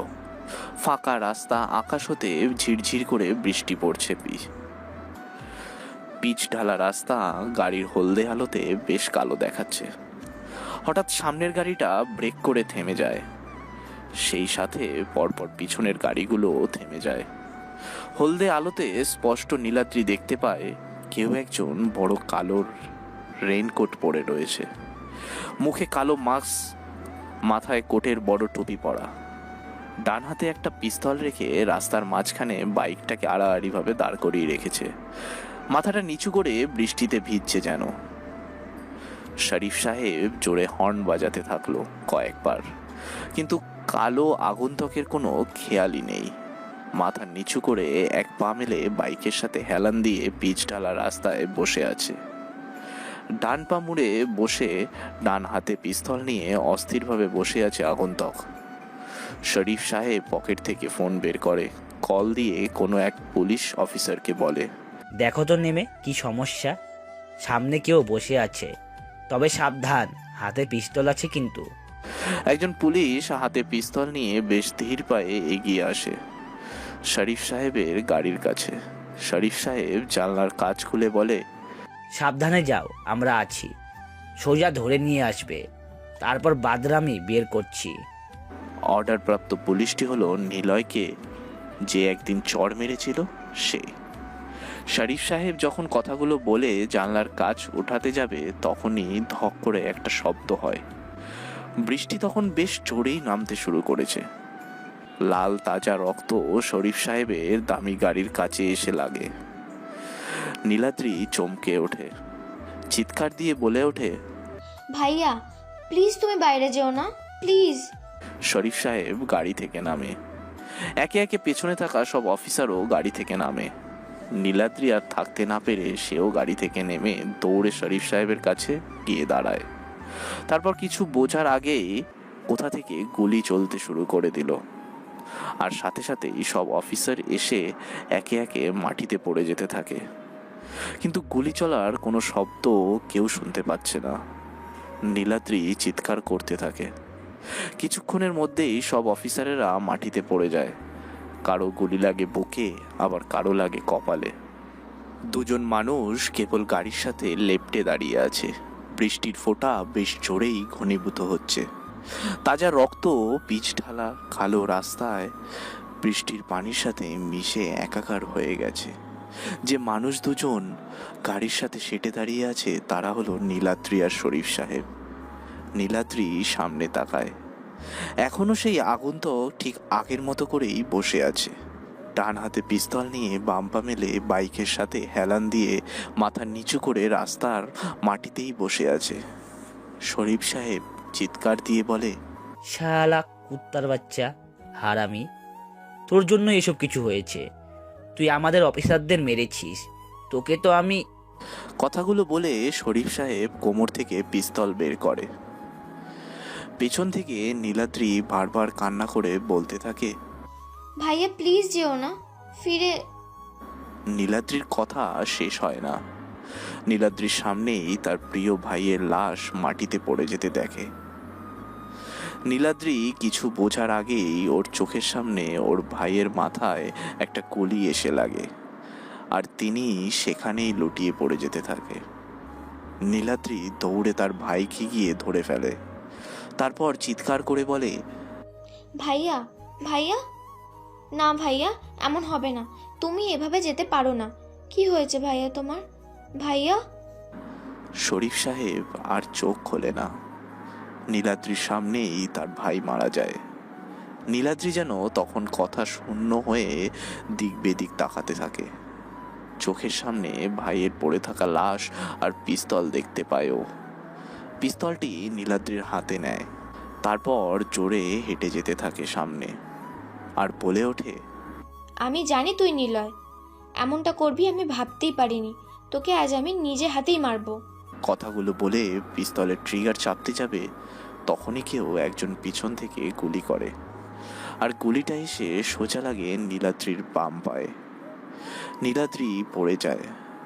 মাথা ঘুরে তাকায় পেছনে, দেখে নেহা পিস্তল হাতে দাঁড়িয়ে আছে কিছুটা দূরে, আর ওর পেছনে মাসুম, রাফাত আর সিয়াম, সেই সাথে আরো অনেক লোক। নীলাদ্রি সামনে তাকায়। আগন্তুকটি মাথা তোলে, মুখ থেকে মাস্কটা খুলে ফেলে। নীলাদ্রি তাকিয়ে আছে সেই দিকেই। নিলয়ের ইনোসেন্ট মুখটা দেখে নীলাদ্রি কেমন যেন ভয় পায়। নিলয় বসা থেকে উঠে দাঁড়িয়ে গুটি গুটি পায়ে হেঁটে নীলাদ্রির দিকে এগিয়ে আসতে থাকে। নীলাদ্রি ভয়ার্ত দৃষ্টিতে তাকায়। নিলয় খুব কাছে এসে বলে, চেয়েছিলাম সবকিছু ছেড়ে দিব, রাফিয়ান জগৎ থেকে নিজেকে সম্পূর্ণভাবে বের করে নিয়ে ভিতরের নিলয়টাকে নতুনভাবে বাঁচিয়ে রাখবো, কিন্তু সেটা আর হয়নি। চাইলেও আমি তা পারছিলাম না। কোনো না কোনো সমস্যা আসছিল, কিন্তু আজকের পর থেকে আর কোনো সমস্যা আসবে না। এই বৃষ্টির রাতের পর থেকে শুরু হবে নতুন দিন, যেখানে সূর্য হবে নতুন সকালের অতিথি। নিলয় আর কিচ্ছু বলে না। একটা বুলেটের শব্দ বেশ জোরে শোনা যায়। তারপর সব দিক নীরব, নিস্তেজ হয়ে আছে। কেবল শোনা যেতে থাকে বৃষ্টির শব্দ। কয়েকটা গাড়ি যে যার মতো করে পথ খুঁজে নিয়ে চলে যায় তাদের গন্তব্যে, আর একটা বাইক চলতে থাকে নতুন শহরের উদ্দেশ্যে, নতুনভাবে বাঁচতে। যার ড্রাইভে আছে নিলয় নামের রাফিয়ান, আর সেই রাফিয়ানকে বেশ শক্ত করে পেছন থেকে আঁকড়ে ধরে বসে আছে আর একজন রাফিয়ান। যার ড্রাইভে থাকা রিয়েল রাফিয়ানকে ছেড়ে যেতে পারবে না কখনোই আর। বড্ড ভালোবাসে যে তারা একে অন্যকে। তাই নতুনভাবে বাঁচার জন্য নতুন শহরের উদ্দেশ্যে রাফিয়ান জীবন ছেড়ে নতুন পরিচয় বাঁচার স্বাদ নিয়ে চলতে থাকে দুজন।